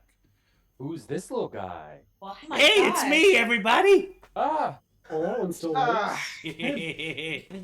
How we doing? How we doing? And I will say, usually when Elliot appears, he appears in a somewhat like poof of like black mist. And this time, he kind of appeared in like a blink of white light. I thought we got rid of you with Demetrius. If I'm being honest. Yeah, well, you didn't. Are I'm you the- still around, big boy. Are you the real Elliot? Say something that only Elliot. Why would do you know. look different? By look different, do you mean beautiful and gorgeous and the best that I have ever looked? Yes. I don't know. Yeah. No. I don't know. I don't really know. Can I do it? I'll pop a divine sense. You pop a divine sense. Yes. Can you once again please list off the creatures for me? It is. I just set it up. Not for the divine sense. Fiend, undead, or celestial. You get a very strong ping of celestial from Elliot. Okay, I'll give it kind of a sniff because it comes off like an odor for whatever reason. It says it's smell. Yeah. Hey, you smell better. Thanks, man. You got a different glow to you. Appreciate it. It's weird. Usually I always have to talk to Demetrius, but when I'm not with you, I'm just kind of by myself. Okay. This is Red, better. did you say that Elliot sold us out, or specifically Elliot did and Demetrius did? Oh, come on. I'm so sorry. Out of the game. I was trying to remember what Rev said, or was it specifically not Elliot? Said that Demetrius did it. Okay. I think I said that he made Elliot do it, then after, like at another point in time. But yeah, I think at first I said Demetrius. So what the fuck, Elliot? What? You just sell us out, you and Demetrius. Now we're just supposed to. Now you're just a changed man. Come on. I'm so sorry. I didn't mean to. I had to. He's very scary and powerful. I mean, fair question, but yeah. I mean, No, listen. Demetrius thought that if he were to tell the Angel Kitten everything about you guys, that they would, find you easier, and you would fight them, and it would be annoying, and you would want to, get to fall you in and get rid of him faster. He didn't think that your dad was gonna die. what did he? I tried to tell him that there was a possibility, but he's a very selfish man, and he was very angry behind closed doors. I'm gonna He since might the not very have- first. Go ahead. Just real quick. He might not have been a monster, but he wasn't good. Amber, what'd you say? Since the first time we met Elliot, I had Gidget like sniff him, and he was like, he's not like a regular familiar. I'm gonna take Gidget out again, and have him go sniff Elliot again. Get you kind of like walks up on your hand to sniff Elliot. Elliot like looks at Gidget and then like puts his armpit up for Gidget to sniff. What? Hey, you're invading my personal space. Okay, but it would be fair that we need to like feel you out a little bit, right, man? I guess. And he puts out his arms and Gidget looks at you and he like gives you the same thing, like the same. He doesn't really know. Yeah, he's not a familiar like he is. He's a celestial. Okay. What's a celestial? I can smell it from the heavens. I can smell it on him. He used to be undead. But now I'm getting Celestials. He used to be a fiend. He used to give off a fiend odor, but now he seems to have. Significant upgrade in my humble Transformed. opinion. Oh, very much so. Take it. Celestials are better than fiends? What's a celestial? Like an angel. But not an angel kin. Yes. I'm gonna take out like my dictionary and like flip to each page where there's like an illustration of a celestial and like of a fiend, and like let Kelfie read it. Read the two entries. Been like a good 5 minutes slowly reading each. Well, Imagine Kelfie taking out a little pair of glasses. I do the like finger read. Yeah. Yeah, oh yeah. does the new and improved Elliot like hugs? Oh, bring it in, big boy. Yeah. And he floats on over to you and just like he puts his arms around your neck but can't really squeeze all the way. He's pretty tiny. Pharaoh, he just helped Demetrius sell us out. You're just gonna welcome him in with hugging arms. Literally open arms. Well. I think Listen, it's buddy, I kinda don't know if you complicated. saw, but I had a spiked collar around my neck. Yeah. Okay. You say Demetrius is powerful, but I think the real power is being able to stand up to people like Demetrius. And if you're gonna be around in this group, I expect you to be able to do that. Oh, I see. So you've just never really had any adversity in your life, you privileged motherfucker. Okay, so maybe the same old. I'm literally gonna turn my nose up.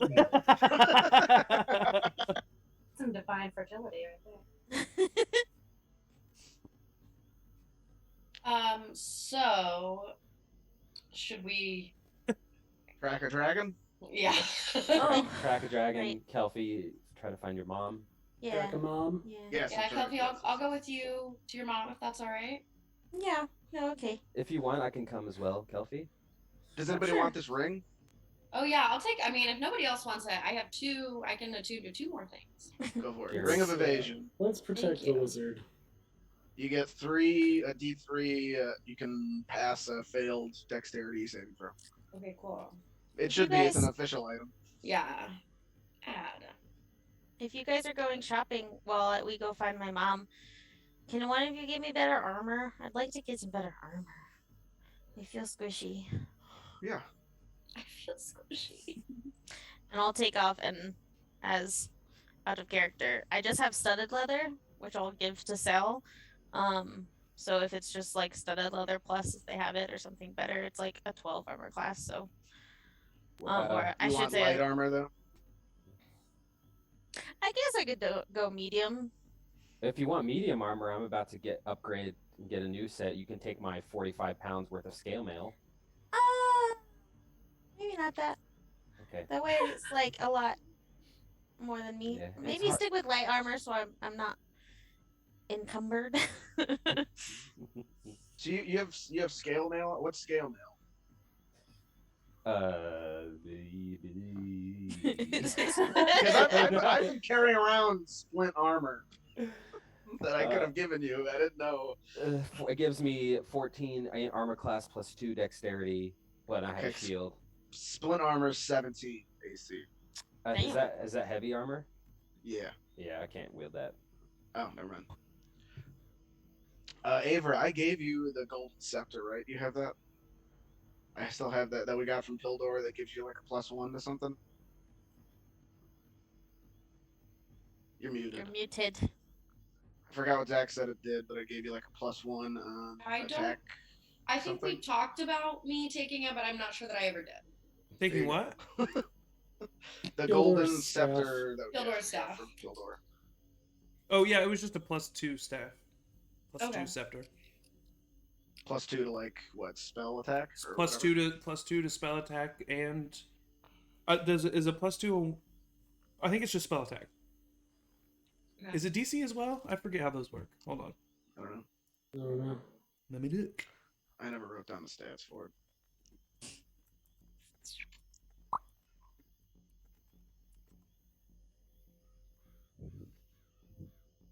Yeah, just spell attack rolls. So +2 to spell attack rolls. Yep. And it's a pretty like gaudy scepter. Cool.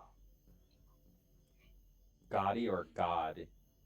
No comment. Thank you for laughing.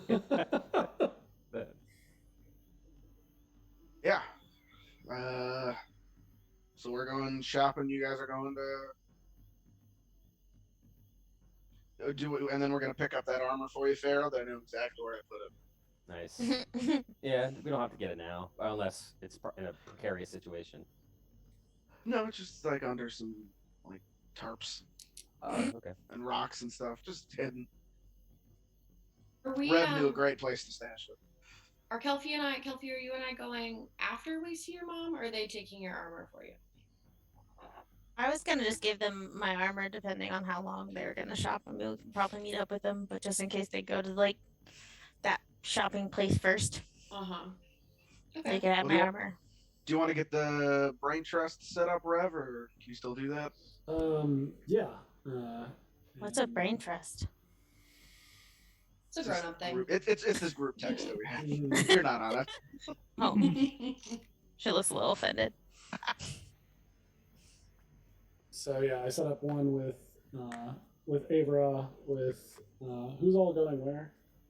I guess like Avra and Telfi are going someplace. Is the rest of us staying together, or? I think I'm gonna go with Avra and Kelpie. Okay, Vix is going wherever the preparation crew is going. cool. So yeah, Avra, Atticus, and Ray this time. Oh, I'm Ray is not there currently. Oh. I'm collecting shrubs. Are you as long like as gone, or within can a- we still like see As you? long as she's within a mile, I think I can. Oh yeah, well then yeah, she's definitely within a mile. Let me make sure that I don't have to see them to start it. I guess. You've seen her go off and do what Sure. she's doing before, talking to Eric to answer your question. But no, you don't currently like see her. Got it. But you're not necessarily like you don't think she's run away or anything. Uh-huh. Just ranging. Ranging. She's ranging. She's ranging. If Rev does connect brain trust with me, I have never done brain trust. So as soon as he like does it, is there any sort of like feeling that I get, or like does he immediately be like, hey, or like what is that? Well, I'll describe it if we find out that it happens. Is this a soul knife thing? Getting a hug. This is I the can soul knife only- thing, right? Yeah, this is a soul knife thing. So it's creatures that I can see. Okay, that, gotcha. And then it's up to a mile. So Yeah. not Ray. Then. Make a perception check. Sure. Once again. That one. Okay, yeah, you can't see her. Yeah. I establish a link with like a random person. Yeah. That's right. Yep. So, who do you choose then? I guess Pharaoh. Yes. Pharaoh, Atticus, and Abra. You I was said. almost gonna get to be the brain. Yes. You said Pharaoh, Even Atticus, and adults. Abra.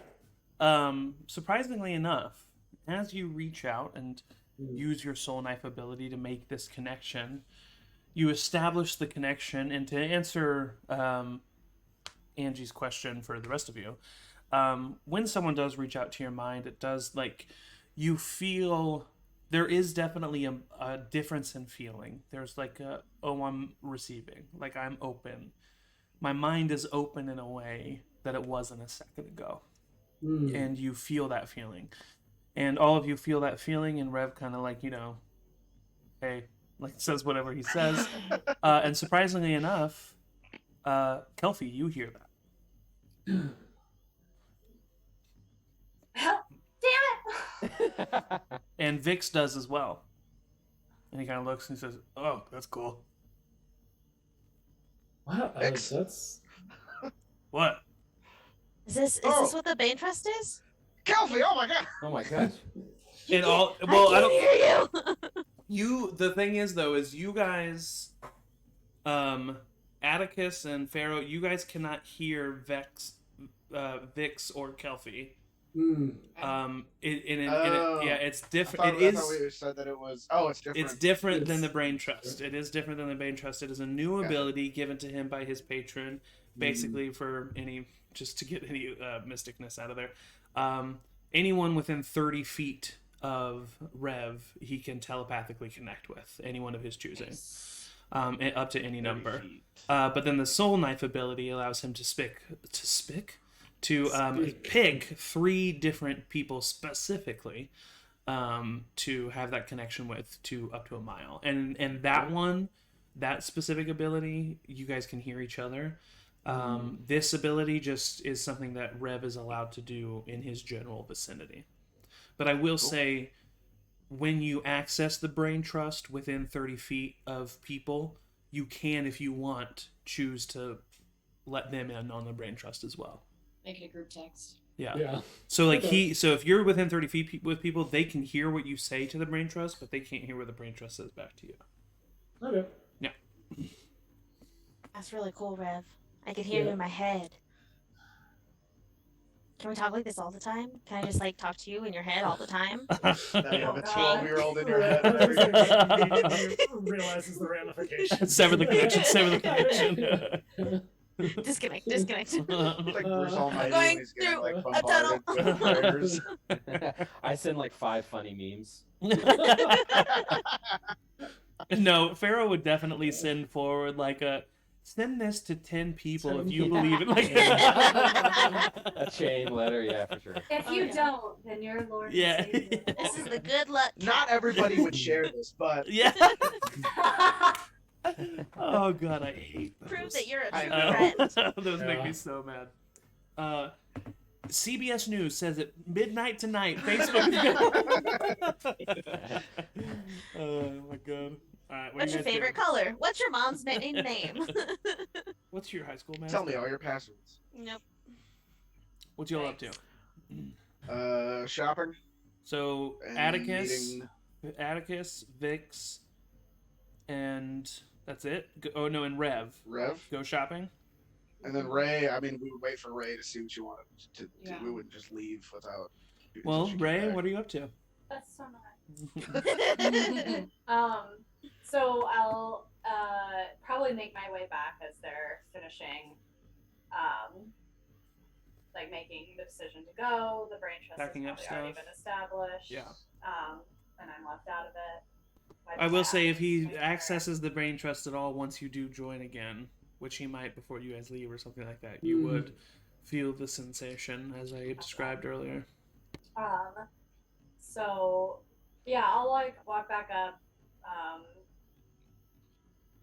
and just like ask, or no, you know what I'll do?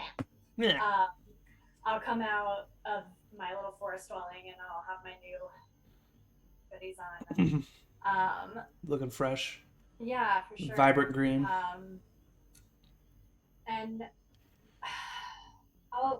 I feel like impulse to go towards Aora and kind of just Who? I understand. I literally almost, Angie, for your campaign, I almost picked a character with an A name, and I was like, I can't do this now. Yeah, my notebook has notes from the old campaign, and I was like looking at it earlier. But I'm sorry, Avra. I go, how awkward. It's so funny. I go over to Avra and kind of like, everyone watching is like, who's Aora? Yeah. So I'll kind of like walk over and be like, yeah, like we're in a group, and not trying to like make it obvious that I'm, only trying to speak to Avra, but you're just giving her information. For sure, yeah, you definitely find it as everybody's like packing up their things. You definitely find a time where you can kind of pull her aside. Kind of look at her, or kind of,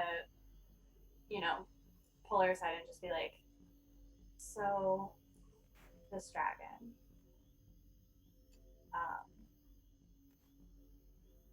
I know some people who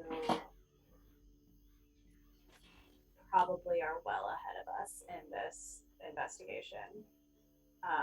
Okay. Yeah, I did notice yesterday you said that you knew how to find the dragon, and then you really backtracked on that. So I was curious. Yeah. I don't think it would maybe be the best idea, or I don't want to put all of y'all in danger by like all of us as just a collective walking up and. Wait, who do you think knows about the dragon? Well, okay, I'm cool with it. I'm fine, but other people in the group might not feel so inclined to want help from. And I like pull her really, really close and like put my mouth like almost in her ear, like because I really don't want anybody. And I'd be like, Great Vanguard? Clap my hand over her mouth. Atticus immediately. Atticus, roll a perception check. For real? Yeah. Yeah, I really said that. I'm sweating. 6, yeah, he didn't notice, yeah. And the brain trust is like, oh man, I wonder what they're talking about. And so I'm like crank up and I'm like, shut up. Okay, listen. I got a lot of shit going on in my head right now. You're telling me, man. And it would be really cool if like society would just, come up with a system that just like hires people to like help out with all the shit that just goes on in my head. Like I'm not really sure what we're talking about anymore, right?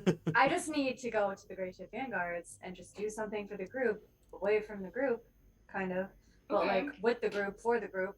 But like I don't want Atticus to know about it because, like, truth be told, I'm a little freaked out that he told us that his dad was dead because of the Great Ship Vanguards, and then got on my ass about it, and now here I am trying not to tell him that I'm going to the Great Ship Vanguards.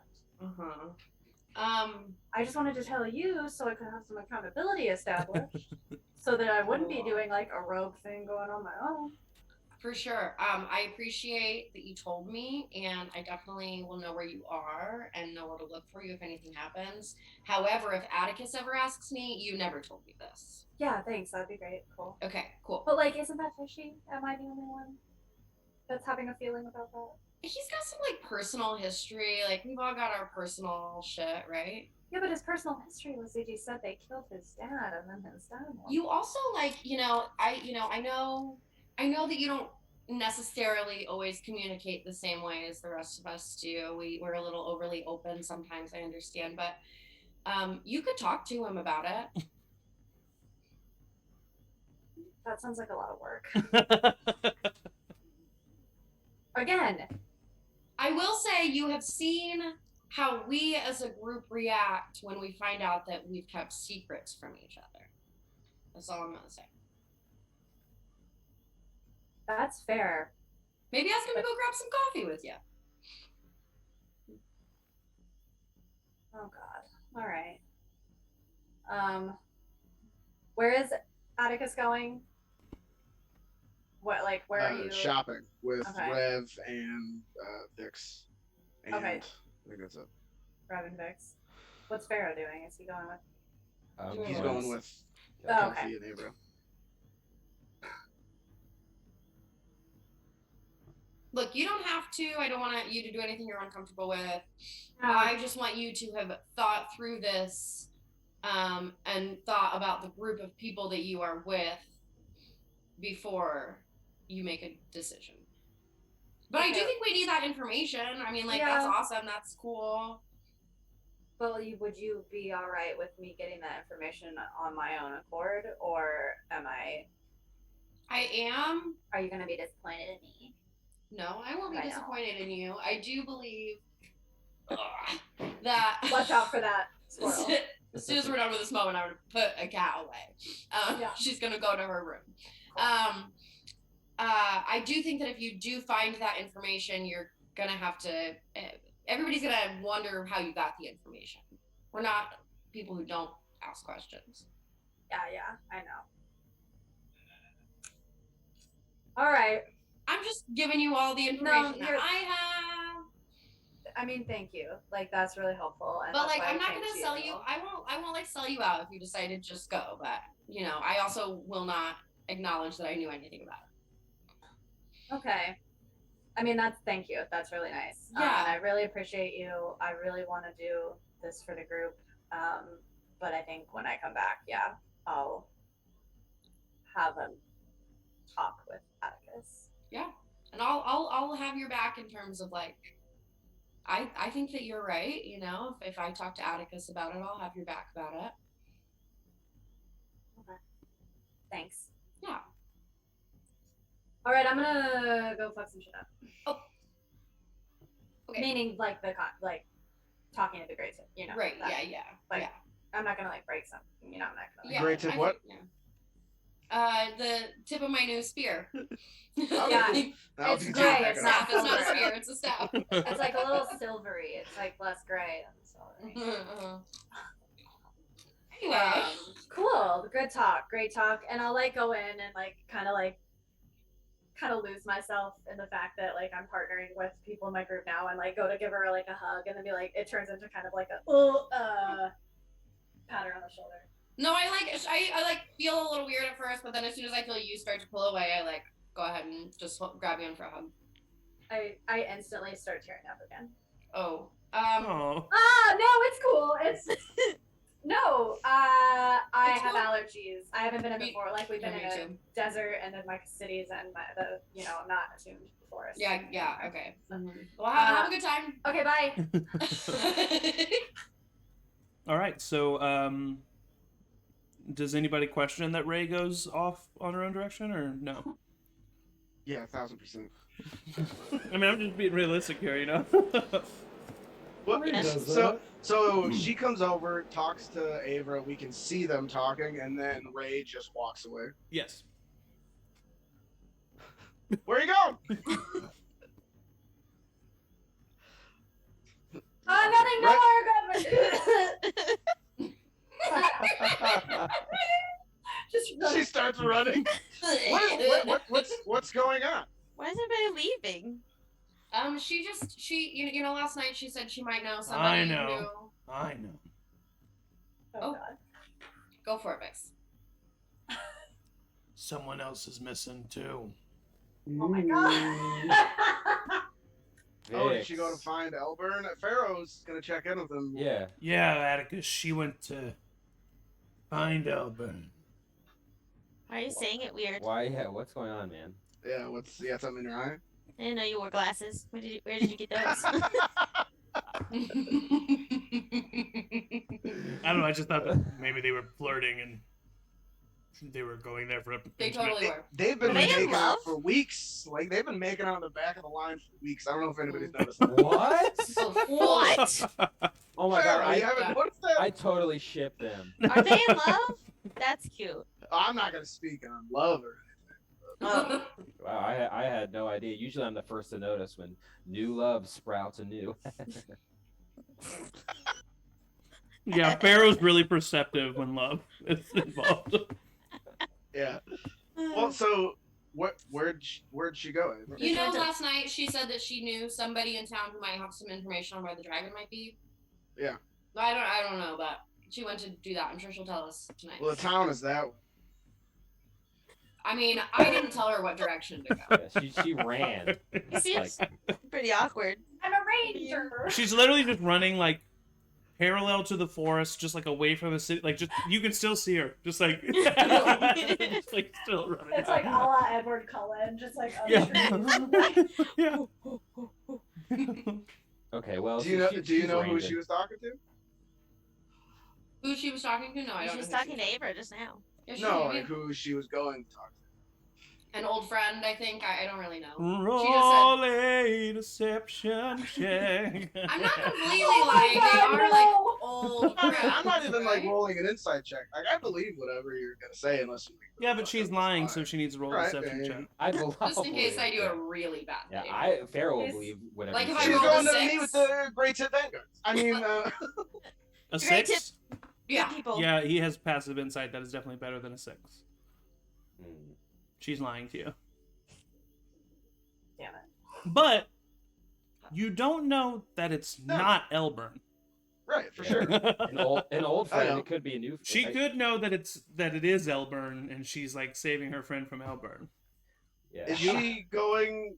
Is she going to meet with Albert? Look, You can be honest. You don't have to hide anything. No, I understand, but like you like your privacy and I like my privacy, For and sure. Ray promised me that she would talk to us about this tonight, so I just want to let her do that. I'll just kind of walk away a little bit. It's like I just don't know why we're even keeping secrets from each other. And I'll just kind of walk away. It's like I just don't even get it anymore. Like, Under my breath, I'm like, this is what I was trying to avoid. They we've killed immediately started dragons, asking wizards, questions. vampires. Like walk away. It's like God damn. I look at Abra and I say, I know where she's going, and I give you a wink, but Pharaoh has no idea. All right, so we'll do this in 3 parts. We will start with Kelpie, Avra, and Pharaoh. As you make your way to I would just go back to the diamond in the rough. Diamond in the Rough it is. So you make your way back to the club, the Diamond in the Rough. Do you want us to stay outside, Kelsey, or do you want us to go in with you? I don't know. Do I look okay? Should I like clean up a little bit? You look It great. always made me You see Baz a lot. Is it going to be an issue that we send her into this place where we just? Well, I think that us 3 specifically were the least culprits of the action. Kelsey also went in Sure. as like a mouse or something. Yep. Yeah, Yeah, they we're only not saw me there. That's running true. out. That's true. Oh, Yeah. yeah, Rev, you're actually not there. Yeah, we were like Oh. downstairs for the most of it. You guys We're, were like, running walking. around upstairs. Like, Mm-hmm. So Yeah, I I was think a mouse maybe until. maybe Pharaoh and I should stay outside because we have a better chance of being recognized than you. Yeah. But we'll watch you through the I'm windows. gonna message to Kelpie. Please don't respond to this. Respond to this if you need us in there. And you can see her face be like, she just tries really hard not to say anything. She doesn't say like, okay. But she's like, Oh my god. That's so funny to me. Kelpie, roll a Constitution saving throw. It's 14. Yeah, you're able to not say anything. So you make your way into the establishment. It's Go ahead. Yeah, just before I do, I would turn to them and say, "Do you guys have like dreams of memories? Like, do you dream about things that already happened to you?" I occasionally, but most of my dreams are, situations that I don't remember, but with people that I know and could happen. I guess I have probably had a dream like that before, but did you have? Yeah, I had a dream about my mom, and I don't know if it's like a I don't know what it means, or if it means anything, or if it's a good thing or a bad thing, or if I should go talk to her, or this dream means I shouldn't talk to her. What was the dream about your mom a memory? It was a memory, but it was kind of about the last time I saw my mom, and that's not the best memory. Well, But she's on your mind, and I know that dreams will come up when you're thinking about certain people. So perhaps yeah, it's just a coincidence. I mean, Kelpie, you have told me that you don't completely remember the circumstances under which you saw your mom last. Did it clarify anything for you? I mean, I've kind of always remembered what happened. I just not in like the degree the dream was, but I just don't know if she's still mad at me about it because it seems like my fault, and the dream kind of made it really seem like my fault. And so if she's still mad, and it seems like she was still mad, and she didn't really want to see me, so maybe I don't know. Maybe I shouldn't see her at all. I don't know. I'm really sweaty right now. Is Hey, anybody else sweaty? Kelpie, take a deep breath. Ready? I know you might not want to see your mom. I know this might not even go well. But let me speak for myself, and I think I can probably speak for Rev as of yesterday. Go see your mom. Hmm. Okay? Yeah. And we'll be outside if you need us for any reason. Here, and I'm going to give you Gidget so we can sit on your shoulder so I can check in with you anytime. Okay. Okay. Gidget hides up in the fur of your collar. I take a deep breath, and I'll now walk into the Diamond in the Rough. So you walk in, and it's a pretty bare establishment this early in the morning. There's just seems to be staff kind of moving in and about in the lobby, but it's still an inn, so there are some patrons, and no one really questions why you're there. So what would you like to do? Well, first, do I see my mom? Just anywhere. You do not know. You I see think so. the occasional waiter setting up tables and stuff like that. You hear some stuff coming from the back and what is presumably the kitchen. Do I see the dwarf that she was talking to? You do not know. Then I would just go up to one of the staff, so either the closest like barmaid or bartender. Yeah, Behind the there's bar a there. kind of like a host that's sitting there looking over what looks to be a book. Could be for reservations or something like that. And they see you approach. Hello, good evening or good morning. Yes, hello. I would like to see Verna Elderberry, please. I'm sure you would. Her performance will happen this evening on time as usual. It's it's not about her performance. I just need to talk to her, if that's okay. And who are you? Does she um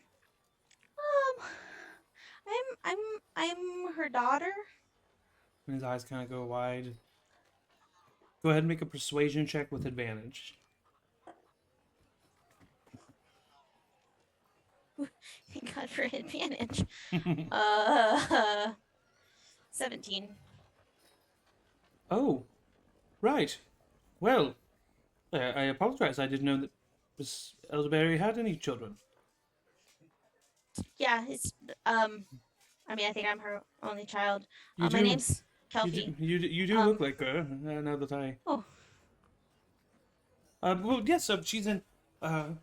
She's in the top floor, Mhm. room number 10.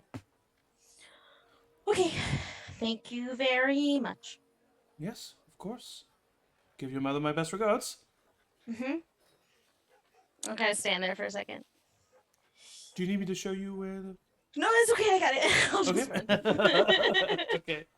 You run up the big staircase, past the second floor, which is a large, kind of lounge area that seems to be pretty empty, except for two dull fireplaces, barely alive. You continue up to the third floor, and make your way past the doors one at a time until you find yourself standing outside of a wooden door engraved ornately with the letters or the numbers 10. I'll definitely take a solid amount of time just staring at the door, and then take probably like 12 deep breaths while I'm there. And on like the last one, I'll kind of reach into my collar and give Gidget a little scratch. Yeah, Kind of almost more comfort myself than anything. definitely. He leans into it. I definitely would have been looking through Gidget's eyes for this whole first, just like see where she's going in case I need to go after her or anything. Okay. Like that. Yeah. Just kind of And putting your hand then- on Pharaoh since you go blind and deaf when you look through Gidget. And then I'll give just like a quick little 3 knocks on the door. Who is it? It's Calfina. Silence. What do you want? I just kind of wanted to see you. You And hear apologize? you hear heavy footsteps. On door unlock, and it swings open. And you see your mother standing there with a robe. Kind of covers herself. Well, you've seen me. Yeah. I just happened to be back in town, doing some stuff. And I get if You you're look mad. well. Yeah. I've been traveling a lot and I visited a lot of places. But I just wanted to see you because I have kind of missed you. But I get if you're mad at me still for not being able to find you and getting lost in the forest and stuff like that. But I don't know. It's been How a old long are you time. now? And, I'm not exactly sure, but I think like 12 or 13. That's what people say. Okay, They well, always you're call me old a enough to 12-year-old. have figured this out by now, Kelfina. You didn't not find me. What do you mean? Kelfina, and she kind of leans down. I didn't want you. You were in my way. I had a dream that I needed to accomplish, and you were stopping me from doing it. And without you, I got here. And you ended up being just fine. Those ladies from the Greenleafs, they found me and they told me where you were and they told me that you were okay. And they asked me if I wanted to come back to you, and I figured you were better off with them, with people who cared about you. So, do you need anything else? No, I guess Okay, not. bye. And she shuts the door. Avery would have like dropped the vision of Gidget and started walking back there. Okay. Avra, what's going on? We gotta go. Come on. Okay, I follow. You walk into the Diamond in the Rough. Surprisingly, no one seems to really pay attention to you. I wouldn't stop for. I would just like follow the path that Kelpie went. Yeah, especially because you're walking with purpose. You know, there, like I said, there are rooms up there, so no one really pays attention to you. Kelpie, what do you do? I definitely once again am dumbstruck and just kind of silent tears start. Mm-hmm. Before I completely lose it, I'll just kind of slowly turn around and start walking almost in a trance, Yeah. just out of the building. I would say the three of you kind of meet each other at the landing on the second floor of the Diamond in the Rough. You two come upon Kelfie just broken. Oh, Kelfie. I would just like be ready for a hug, like the minute I ran into her. When she hugs me, I completely lose it and just start sobbing. Yeah. I of course hug as well. Mhm. What happened? Did you find her? I'm blubbering, so I don't say anything. Yeah. Yeah. I would just say, Farrell, I'll tell you more later, or Kelfie can, but I think Kelfie's found a better family here, right? Kelfie, you are a part of our family forever, in my eyes. Through the sobs, and she'll like kind of wipe her eyes and like her nose and just look at Avra and say, Avra, why didn't you want me? I don't know. But I spent a long time trying to figure out why my mother did the things that she did. And, you know, even when she apologized, I still never figured out why. So, she doesn't deserve you.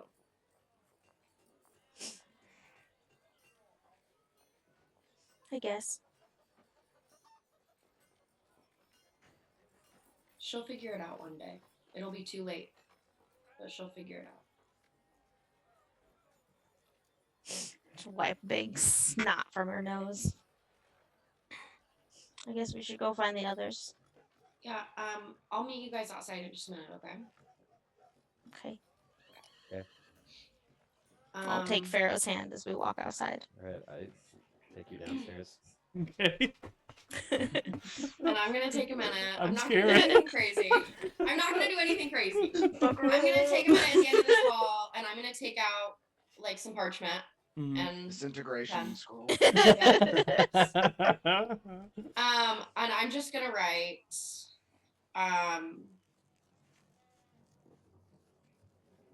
you were lucky to have ever had Kelfie. You should be ashamed. I hope you regret this. And then I'm gonna write like from the family Kelfie deserves. And I'm gonna fold it up and I'm gonna slide it under her door and I'm gonna leave. Okay. You don't That's really it. hear anything in the brief time that you're by the door.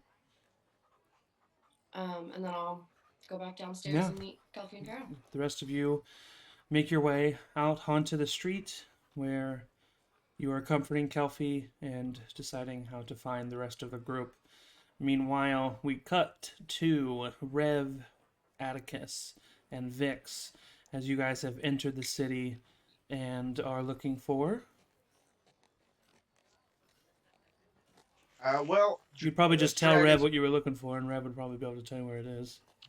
we're looking for maybe go up against a red dragon. It's maybe something that can help protect us against fire damage. Maybe a potion or something. I mean, just because it's red doesn't mean that it breathes fire. Well, I was talking to Ray. That was just the most likely type of damage. Sure. Like the blue one didn't he didn't spit water. No. I'm just saying maybe how do you prepare for a red dragon? She just kind of I don't know. We haven't. Dragons have been gone for. I'm sorry. Yeah. I'm. It's fine. I get it. You know, it'd be nice if Ray was here to help us prepare to fight this red dragon, but she had to run off and do something. But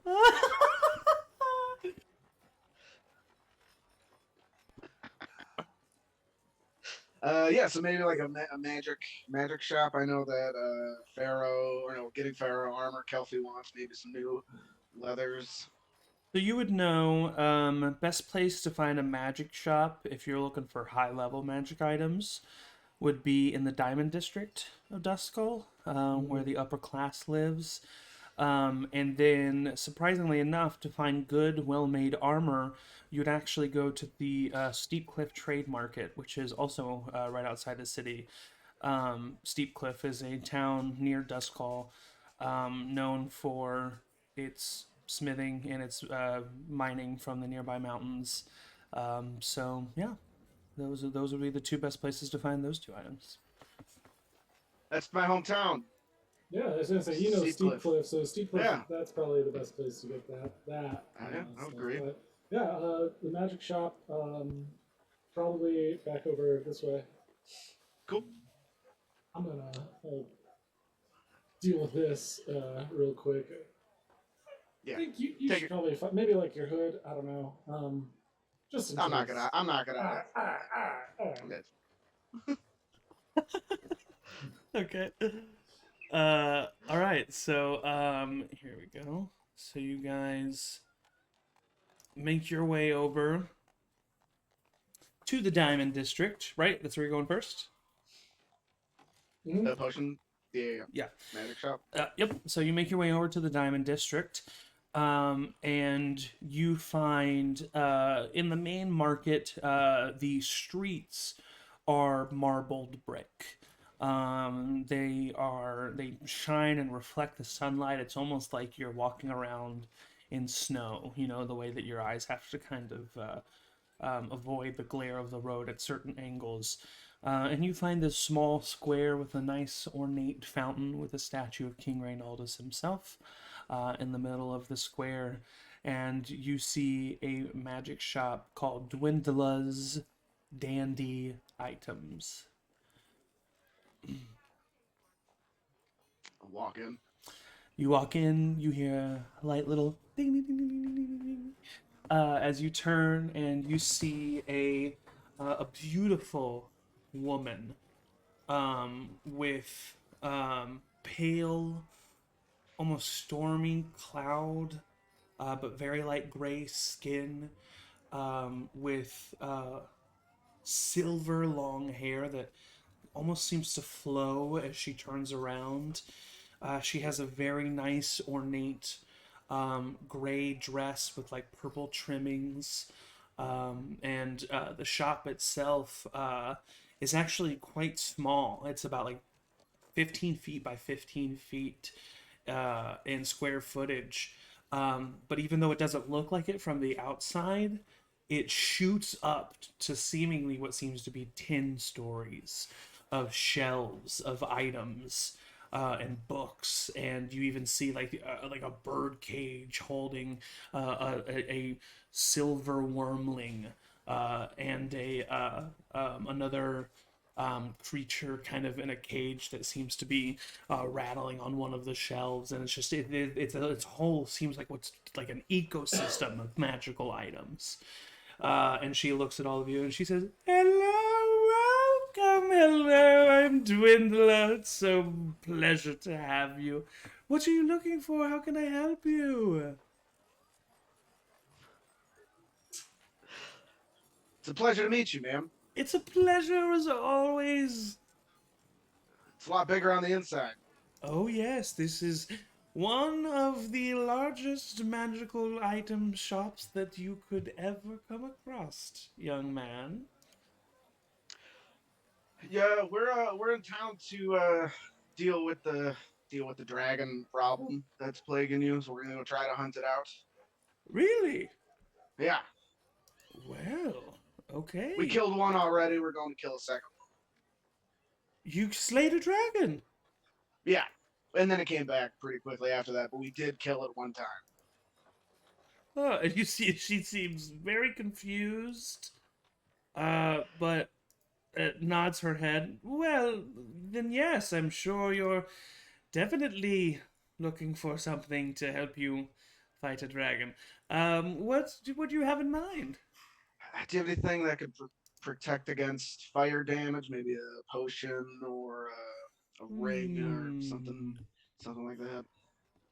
Let me check the books. And she smiles and she kind of gestures her hands openly, and these gusts of wind blow throughout the shop as they swirl around her, carrying a series of ledgers in the air around her, and they all open and the pages start turning as she looks at the lists of what she has. And I will look at the list of what she has. And she says, "Well, I have this and a potion. A potion comes out of one of these shelves. That is a cylinder tube, corked at the top with like a black cork. And the liquid inside of it is a dark red brownish liquid, kind of a rusty color. She pulls that out, and she pulls out a.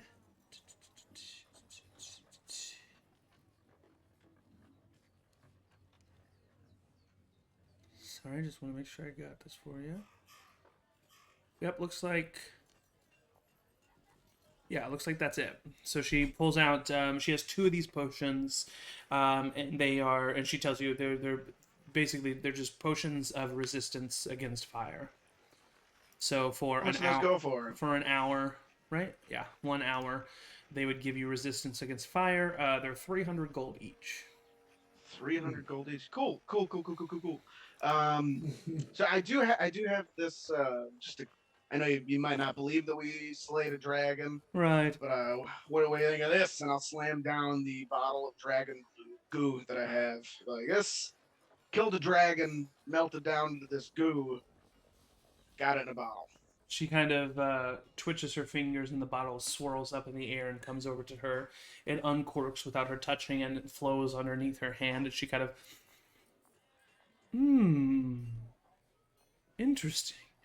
And you see her kind of examine it closely, and like a purple arcane energy kind of flashes over her eyes as she looks at it. Tastes pretty good. It's better if you add some little spice. Eat it with a chip, but it's not bad. Oh, have you eaten this material? Yeah. What a waste. Yes, I will give this to you in exchange for both of those potions. So 2 potions. I just got to give that bottle of goo. Yes. Yeah, something doesn't feel right. Something doesn't feel. What's the goo do? What's the goo do? That's funny. Seems like it's pretty valuable to you. Maybe we could. Oh come up yes, with well some it's just sort like it's not often. It's been hundreds of years since anyone has had the essence of dragon. How much is that worth? Surely it's worth more than Well, two if you these know the right 300 people, potions. if you know the right people and the right I circumstances. know some pretty powerful people. Like again, like I said, we did slay a dragon. Roll a persuasion check for me. 21, I think. Sure. Yeah, 21. I might be able to sweeten the deal. What else did you have in mind? I also have a bottle of goo that I pull out. Like, yeah, let's keep talking. Not to mention, we are gonna go, deal with this one. So maybe we bring you back some red goo. Yeah. Go with You the see blue. her. You see her eyes kind of go wide. And we got 5 more dragons there. 4 more dragons. You got All right. Well, what 20 else? goo What coming your else way. would you have in mind? Do you have any? Well, a friend of mine he's looking for a scroll of meteor storm. I don't know if that's something that is out there. Zach didn't see it. Matt was asking for that in chat. But Gotcha. I don't happen to have a scroll for a spell like Meteor Storm, but I definitely do have some scrolls. She starts listing through them. Wind Walk, Swift Quiver, maybe something Shield to, Mage Hand, Storm of Vengeance. something to maybe have a barrier from the dragon breath.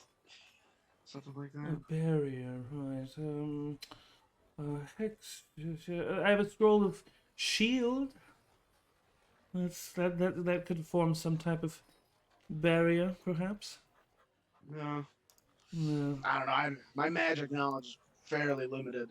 Right. Divine. Wonderful. Yes. Well, as far as shielding oneself, that's all I have. If you're truly going to fight a dragon on burning hands, that wouldn't work. You wouldn't want that. Let's shield a swift. Do you have a Do you happen to have an archer in your group? Yeah, one of the best. All right. Well, there is a spell that it, you cast it on one's quiver, and they can make multiple attacks in the same time that it would take them to make one attack. And also their ammunition is magical and unlimited for a certain amount of time. That's how much does that go for? Keep in mind we do have goo. Um, I could toss it in for the goo. The one vial. The one vial, but that would be it. Anything Fair else enough, further, we're fair gonna have to enough. look at the other vial. Well, if we bring you more vials of goo? What do they run for? Like, what's the like run and rate if we bring you some goo? Yes, that is a good question, and one that I will take some time to make sure I answer. We'll get back to us on that. Yeah, I mean, I think that's good with the scroll and the 2 potions for 1 bottle of goo. Right. Rev, I Anything don't know if there's else? anything else that you needed or can think of. Healing potions, maybe. Yeah, healing potions probably a good idea. Even just basic ones. But, Right. Just Right. keep us Yes. up. Healing potions we Yeah. definitely have. We have a potion of greater healing. It looks like that's our highest one currently. We have 10 of those though. How much are those? The total, it's 150 each usually. For 10, I would give it to you for 1,000. I mean, I don't know about all 10. I don't know if we need all 10. It does look like I actually have 2 potions of superior healing as well for 450 each. Jesus. The I think we greater- still have some regular potions. How much the goo would that knock off the price? The second goo? Yeah. 2 goo if you 2 goo. Right.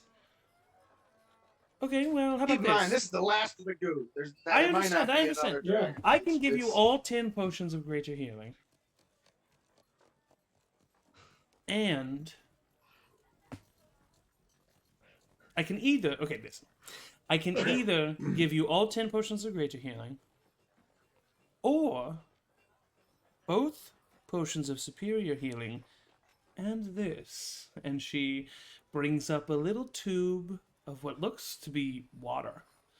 And she says, this, although it looks quite innocent, is quite a dangerous item.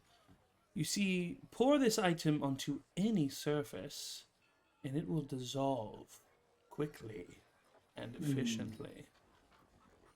Any surface? Any surface.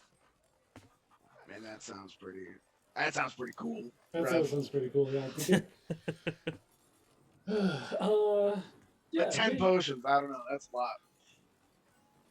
How much of a Why thing are can you- it why are dissolve? you- I think the potions. I think we gotta go with. Well, can we dissolve a dragon? Well, Well, I mean, lose there's all not that that much goo. liquid, but I'm assuming Well, you how could cause much them. do you think it could dissolve? Like a set of armor? Could it dissolve that? Could it dissolve Like a like body? It could dissolve a set of armor, I'm sure. At least enough to make it unusable. not usable? Yeah. Hmm. Tell you what, you give us the 2 superior, the vial, and then 2 of the greater healing for the bottle of goo. I'll give you 2 We got- superior and 2 greater healing, but not the solvent.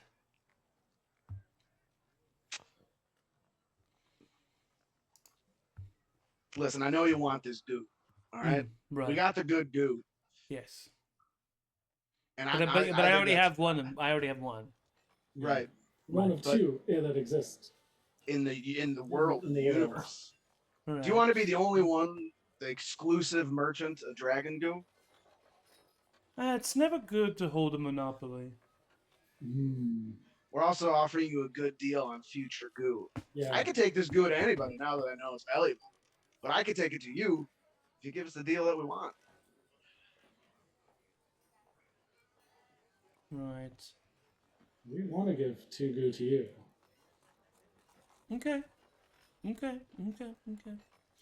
All right. Fine. 2 potions of superior healing, 2 potions of greater healing, and the tube of universal solvent for the second tube of goo. All right. It's a All right. pleasure doing business with Here's you. your potion of swift quiver, and here is your 2 potions of fire resistance as well. Do you happen to have any books about hell or escaping hell? May I ask why you would need such knowledge? Okay, so this was like 2 months ago, right? Right. But I met a vampire, and we were kicking it for a while.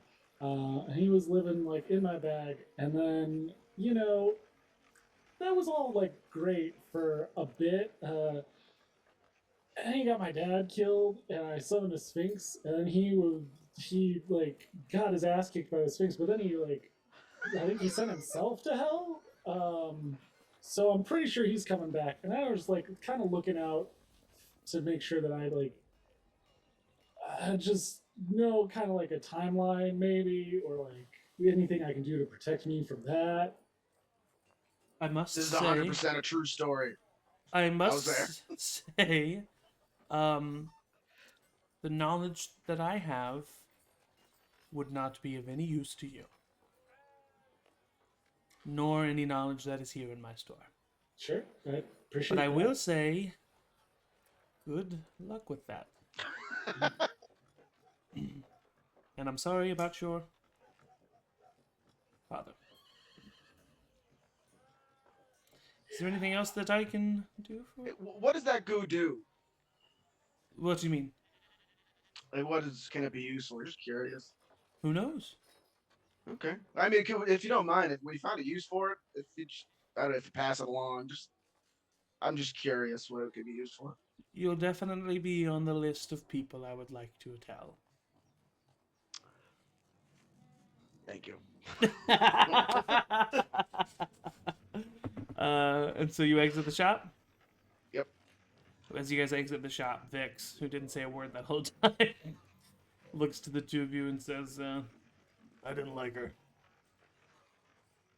Kind of off-putting, but I mean, we didn't have to spend any gold, and Yeah, just very had to- straightforward. Honestly, we were gonna literally eat the value Yeah. that was here. So. thousands of gold. I guess we never really thought about how rare that substance was, huh? Do we have any more of it, or were we the only 2 that had vials? I think we were the only 2. I'm pretty sure Elbert think so. ate his. Right, yeah. Yeah, He drunkenly ate all of his. with the chips. With the It chips. was not bad. Yeah. Oh, Do you how's like he? hummus, Ref? No, What?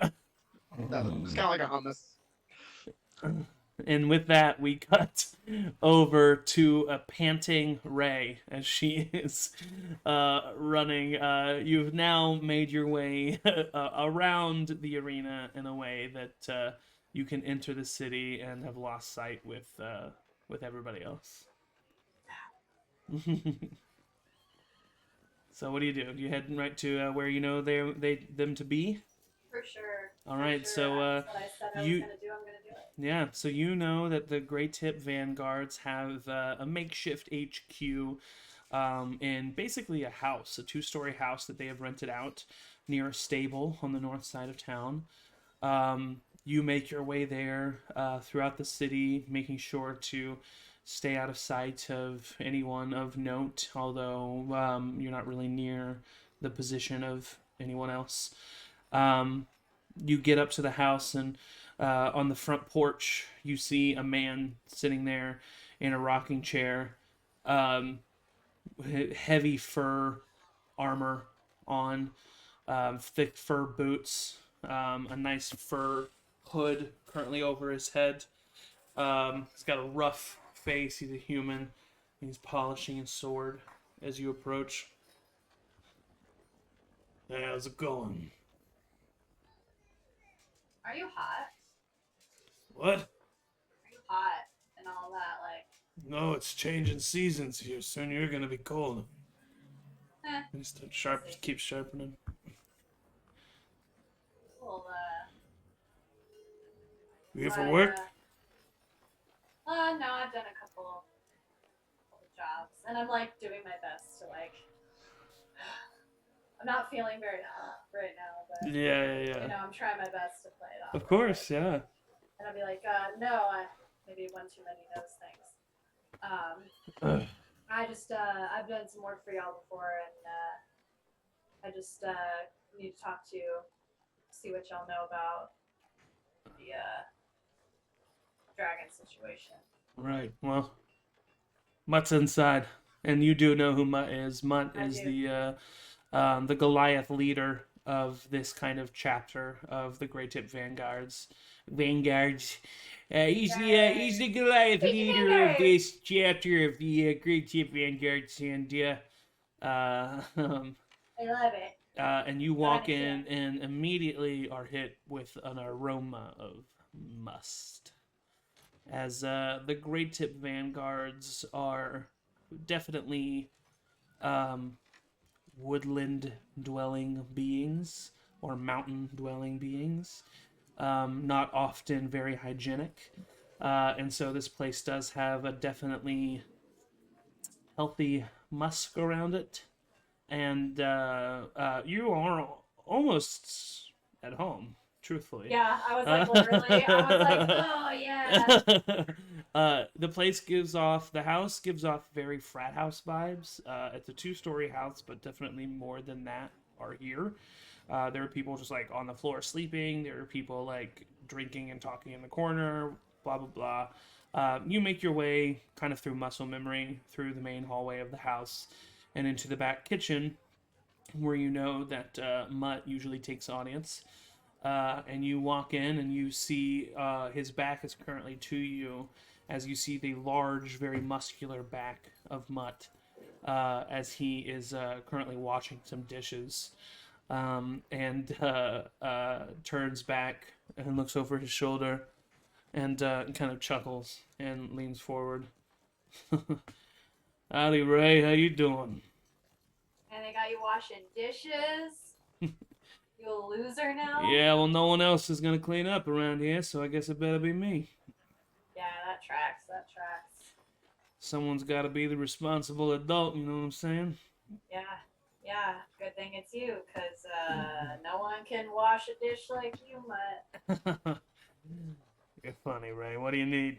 Listen, I'm And going to be real with you. as soon as you say that, he kind of finishes one of the dishes and turns back around and he's gives you his attention as he's like drying his hands. So, it's no secret that some shit's going down. Oh, you mean the giant lizard creatures flying around and killing a bunch of people? Yeah, you can call them dragons. Yeah. Yeah, I think we noticed. Kind of throws the towel over his shoulder. When you say noticed, are you being humble? Or are you tracking these sons of bitches? Oh, you know me, Ray. I'm not one to be humble. No. We found them. We found them a few days ago. We're preparing the area, canvassing it for places to lay in ambush. He's tucked up pretty deep in a cave, high up in one of the mountains. I'm actually going to be leaving Duskull here soon, making my way out there. I don't want to be just sitting here in this city while the rest of the group out there takes care of it. I mean, Redwald, he's going to need me on this one. And you do remember Redwald the Rough being the name of the leader of the Great Tip Vanguards, who is out in their actual HQ near the Great Tips themselves. It's crazy, Ray. It's these creatures are fast, man. I mean, he can get from the Great Tips to Duskull in a mere matter of hours. It's insane. But yeah, we're actually leaving tomorrow. Making our way, a group of us, up there because they're going to need all the man that they can get. But yeah, we're trying to, the current plan. We've done it many a times before. We're going to try to lure them out with bait, ambush them, see what we can do. I'd have to check, but could I offer you any more manpower? He kind of chuckles. What's it going to cost us? Nothing if we get him. Really?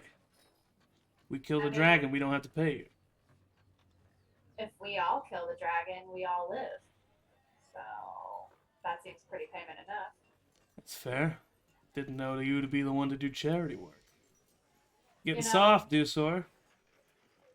Well, growth looks good on me. Sure does. Yeah, sure. No, that's, I mean, fucking dragon. We can take all the help we can get.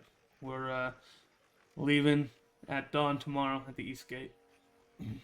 East Gate Yeah. at dawn. And, in case I can't get my ass up, because you know how I am sometimes, Right. what way are you heading? We're just gonna go to the HQ first and make our way from there. So, just head to the base of the closest mountain. You know the place. Oh, yeah. I know the place. And, Redwald would like to see you. He's been wondering where know- you've been. I had some trouble, but, got out of it. Surprise, Good. surprise. You're one of the best one of the best hunters we've ever had. So, Well, and that's me included here. So come on, that's high praise. Hey, are you getting soft on me? You wish. All right. Yeah, sounds good. Eastgate right. tomorrow. Done. Yeah, we'll be making our way. Cool. All right. Well, I'll see you there. I'll bring as many extra hands as I can convince, if you know what I mean. Yeah. No, sounds good. Just make sure they're not too crazy. Okay. No promises. All right. Sounds good. See you then. See Now ya. get out. I got more work to do. Yeah, you do. And I clap him on the back and Yeah. head He- out as as fast you as I can. As you head out, you hear him shout, "Ow!" Oh, I went. And you exit easily enough, and your job is now done. Cool.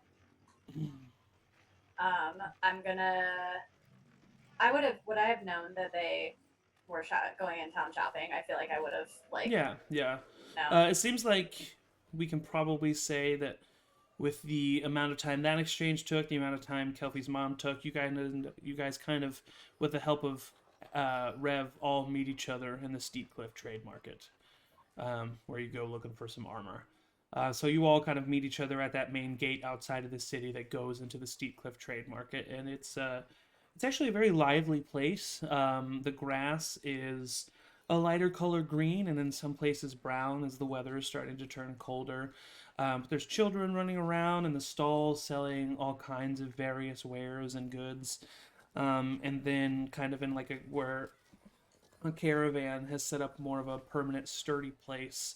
There are tents with anvils and blacksmiths there that you can find armor for, the armor that you're looking for. So,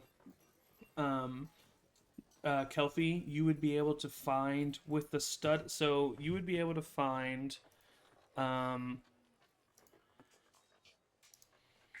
a +1 chain shirt, which is medium armor.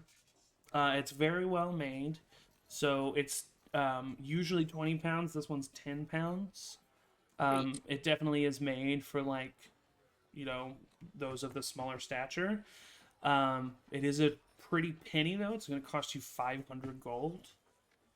But it's a +1 chain shirt, so it's a base of 13 +1, so your AC should be going up by 2 with this. Okay. Sorry, I was just trying to see if that was in D&D Beyond to add it, but if not, I'll just have to make one. Looks like it's not. That's surprising.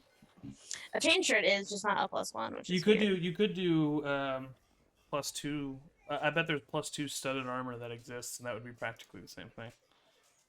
A +2 studded, you said? Yeah. I mean, it wouldn't be the same like price wise, but as far as Yeah, stats, as long as my AC, yeah, that's really. yeah, a +2 studded leather would be the same as a +1 chain shirt. Would we have picked up the I would- armor for Pharaoh on the way?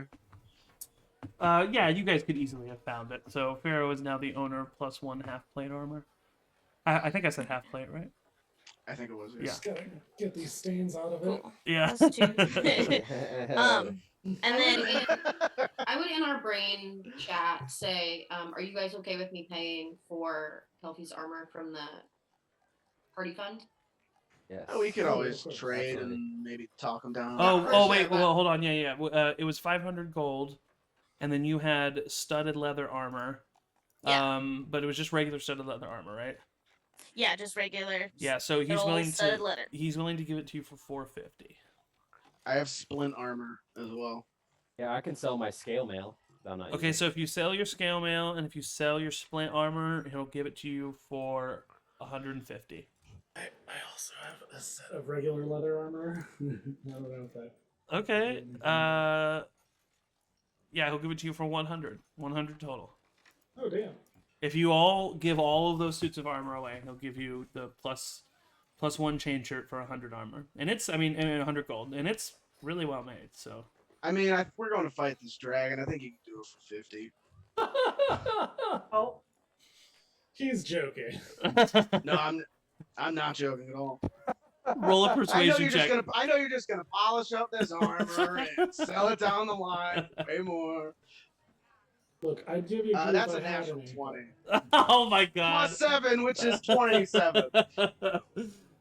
He It's looks the at, thing I'm best at. he looks at you and he's like, "All right, man, enough with the guilt trip. Yeah, here, I'll take it for 50." Jesus. Man, I'll I'm give I'm you trying 50 to for the live. party I funds. have a family, you know. It's like, gosh. Is this just like an armory shop? Yeah, it's just like a normal armor. What are you Okay. looking for?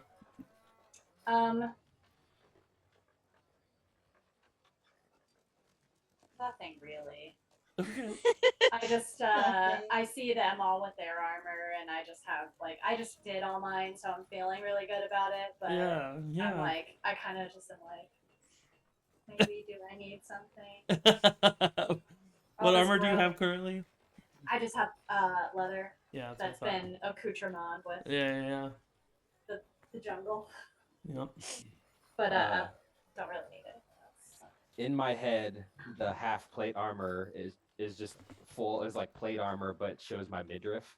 That's honestly kind of what it is. That's Oh, yeah. amazing. Oh my Awesome. god. You like alter your tunic underneath. Yeah, he has the like that classic male V, you know, and the Yeah. little Oh, happy shit. trail. Yeah. I've got a belly Crop top chain. now. Suddenly, everyone is like, "Oh, hi, Pharaoh." Oh. Do I recognize anybody Elmer from is a Steep hair, Flip so- Markets? Yeah, I guess you would actually. You would recognize the blacksmith himself, the one who you go up to talk to, who you Shit. just shamed. If I recognize anybody, I was gonna try to. No, actually, you wouldn't recognize this blacksmith. But you would, because it's been a hot second. You would probably recognize. There's an older gentleman that's always at the tavern, that you recognize, who is there, and he's selling vegetables, fresh vegetables from his garden that he grows. It's a really small stall, but you know him as, you know Let me write this down. his name. I mean, we'll say it at the same time. Okay. Yeah, you ready? Yeah. 1, 1, 2, 2, 3. 3. Ducal. Ducal. Dukel. Dukel. Oh, Ducal. oh, that guy. Dukel Oh my Johnson. god. Dukel Johnson is his name. Johnson. Dukel Johnson. And and you approach him.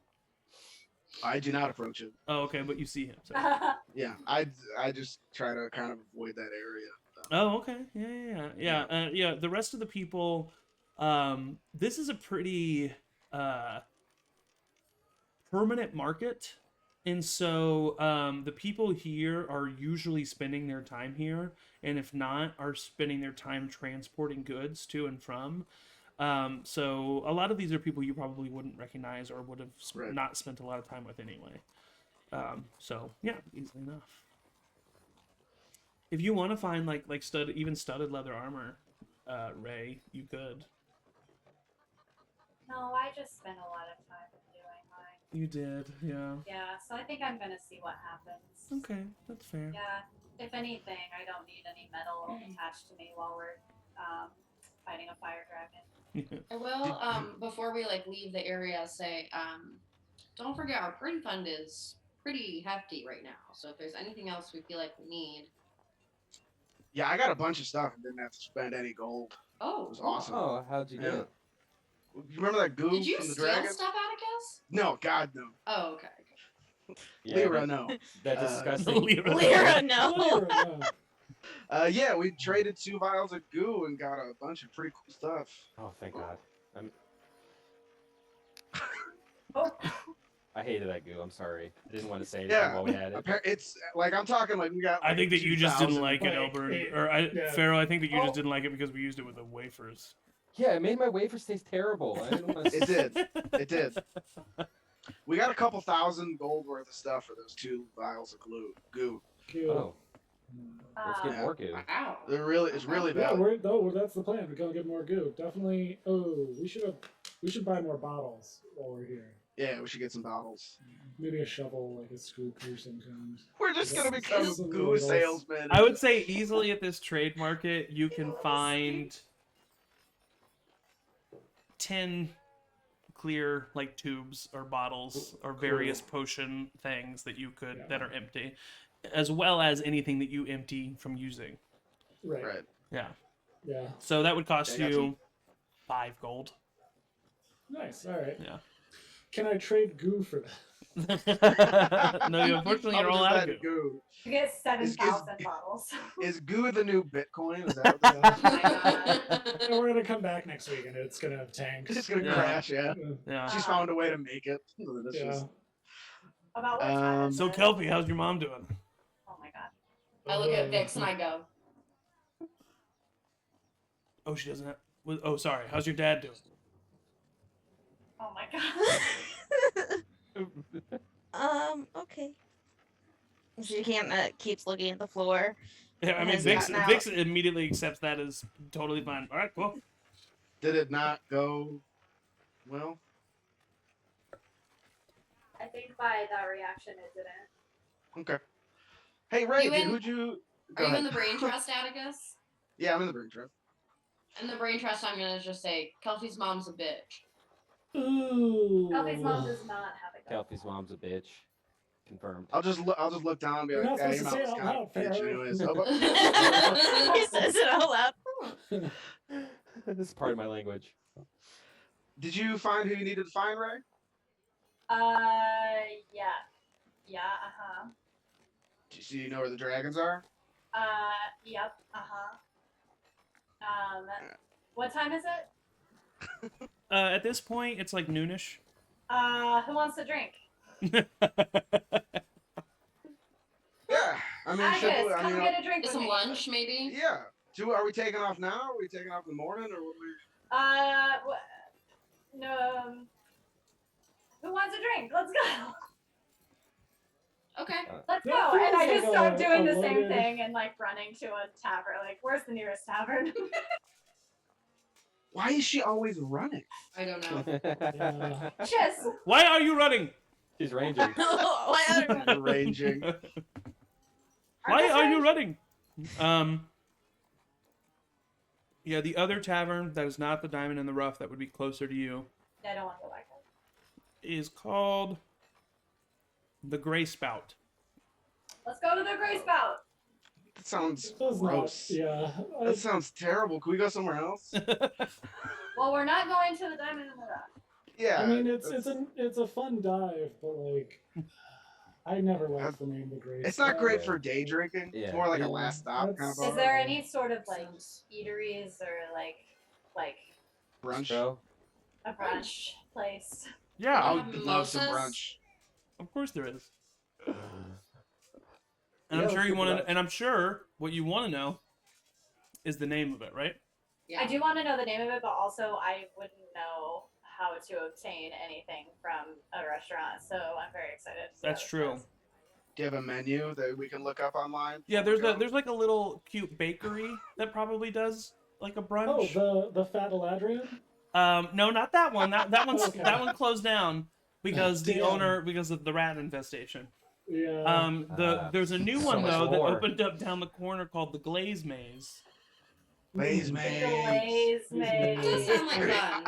I'm gonna eat my way through this maze. Sitting. The glaze maze will be inflamed when we're done with it. All right, let's go there. And I just point, and it just says the. Yeah. As you guys start walking, you hear the fuck, Oh my god. and you turn around and you see Elburn throwing his hands in the air. Why didn't know? I have been looking everywhere. Why didn't you try to contact me? I Pharaoh? told you to. I pretend- Pharaoh! I pretend that I you're don't out of the hear him. bad service area. And then I send him a message with my back turned. Albert, hey, we're going through the glaze maze. Where are you at? Pharaoh, I see you. Oh, hey, Albert! Albert. Come Hey. on, guys. What's going Hey, on? you left. What happened? What'd you do? Where'd you go? What happened? We'll talk about it next time. Yeah. All right, cool, man. Yeah, when God decides what happened. What's up? What? My eyes glaze over. Okay, let's go to the glaze. Let's go. All right, Glaze so you guys start making your way to the Glaze Maze. Elburn's like, "What's going on? Like, what was all that?" We're getting brunch. All right. Every time I leave the glaze maze, I'm in such a haze. I don't know what it is. Gaze maze. But it pays. Hi, Jackie. It does pay. But it takes days. And anything you eat at the Glaze Maze stays. It does. At the maze. It's, Yeah. What Stays happens? in What happens many at the ways. glaze maze stays. Stays in the glaze It's maze. all I mean- Shay's lounge. I love inside jokes. I hope to be a part of one one day. You are a part of You I one. know. I just wanted to use that. As you guys are walking, Why is the music ominous for the Glaze Maze? no. as you We're guys getting are donuts, walking man. to the Fucking Glaze dragon's Maze, gonna attack. the sky suddenly gets just slightly colder. I No, hate it doesn't. Was I just And right? Was I just The right? breeze stops for but a We'll moment. start handing out potions. The breeze stops for but a moment, and you hear it in the distance first, I hate this. before it gets closer and closer. The sound of screams of people coming from the eastern side of Duskhall, and then you hear it. A noise that you did not want to hear at this moment. Rawr. Knew it. As the sun is blacked out by glistening maroon wings that hover over the sky in but a moment and start to twist and turn, and it lands, claws digging into the side of the castle in the middle of Duskhall as it rips across one of the stained glass windows and shoves its maw into the castle, releasing its fire breath into the castle. Those stained glass windows on the floor that it released its fire breath shattering outward from inside with fire, as the dragon then climbs further upward on top of the castle, unfurling its wings and growling out into the sky. Mighty me. You mere mortals are now my slaves. I am Fraud. Kneel. Oh. And that is where we will end tonight's session. Choose burn, please. What's this guy's deal? That is where we will end tonight's session, picking up either on Halloween, or you might have to wait till November. So we'll figure it out. Keep paying attention to our socials to find out. We are Charmed Persons on Twitter, Instagram, Facebook, all the good stuff.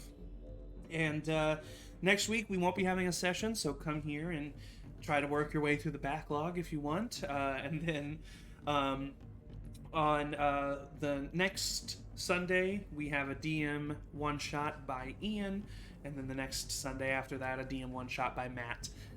So very excited for both of those in a row. Very excited to have you guys with us, and very excited to see eventually the culmination of this cliffhanger and what happens with our party versus Vrod, the Red Dragon. So with that being said, we love you all very much, and thank you for watching. And as always, everybody say bye! Bye.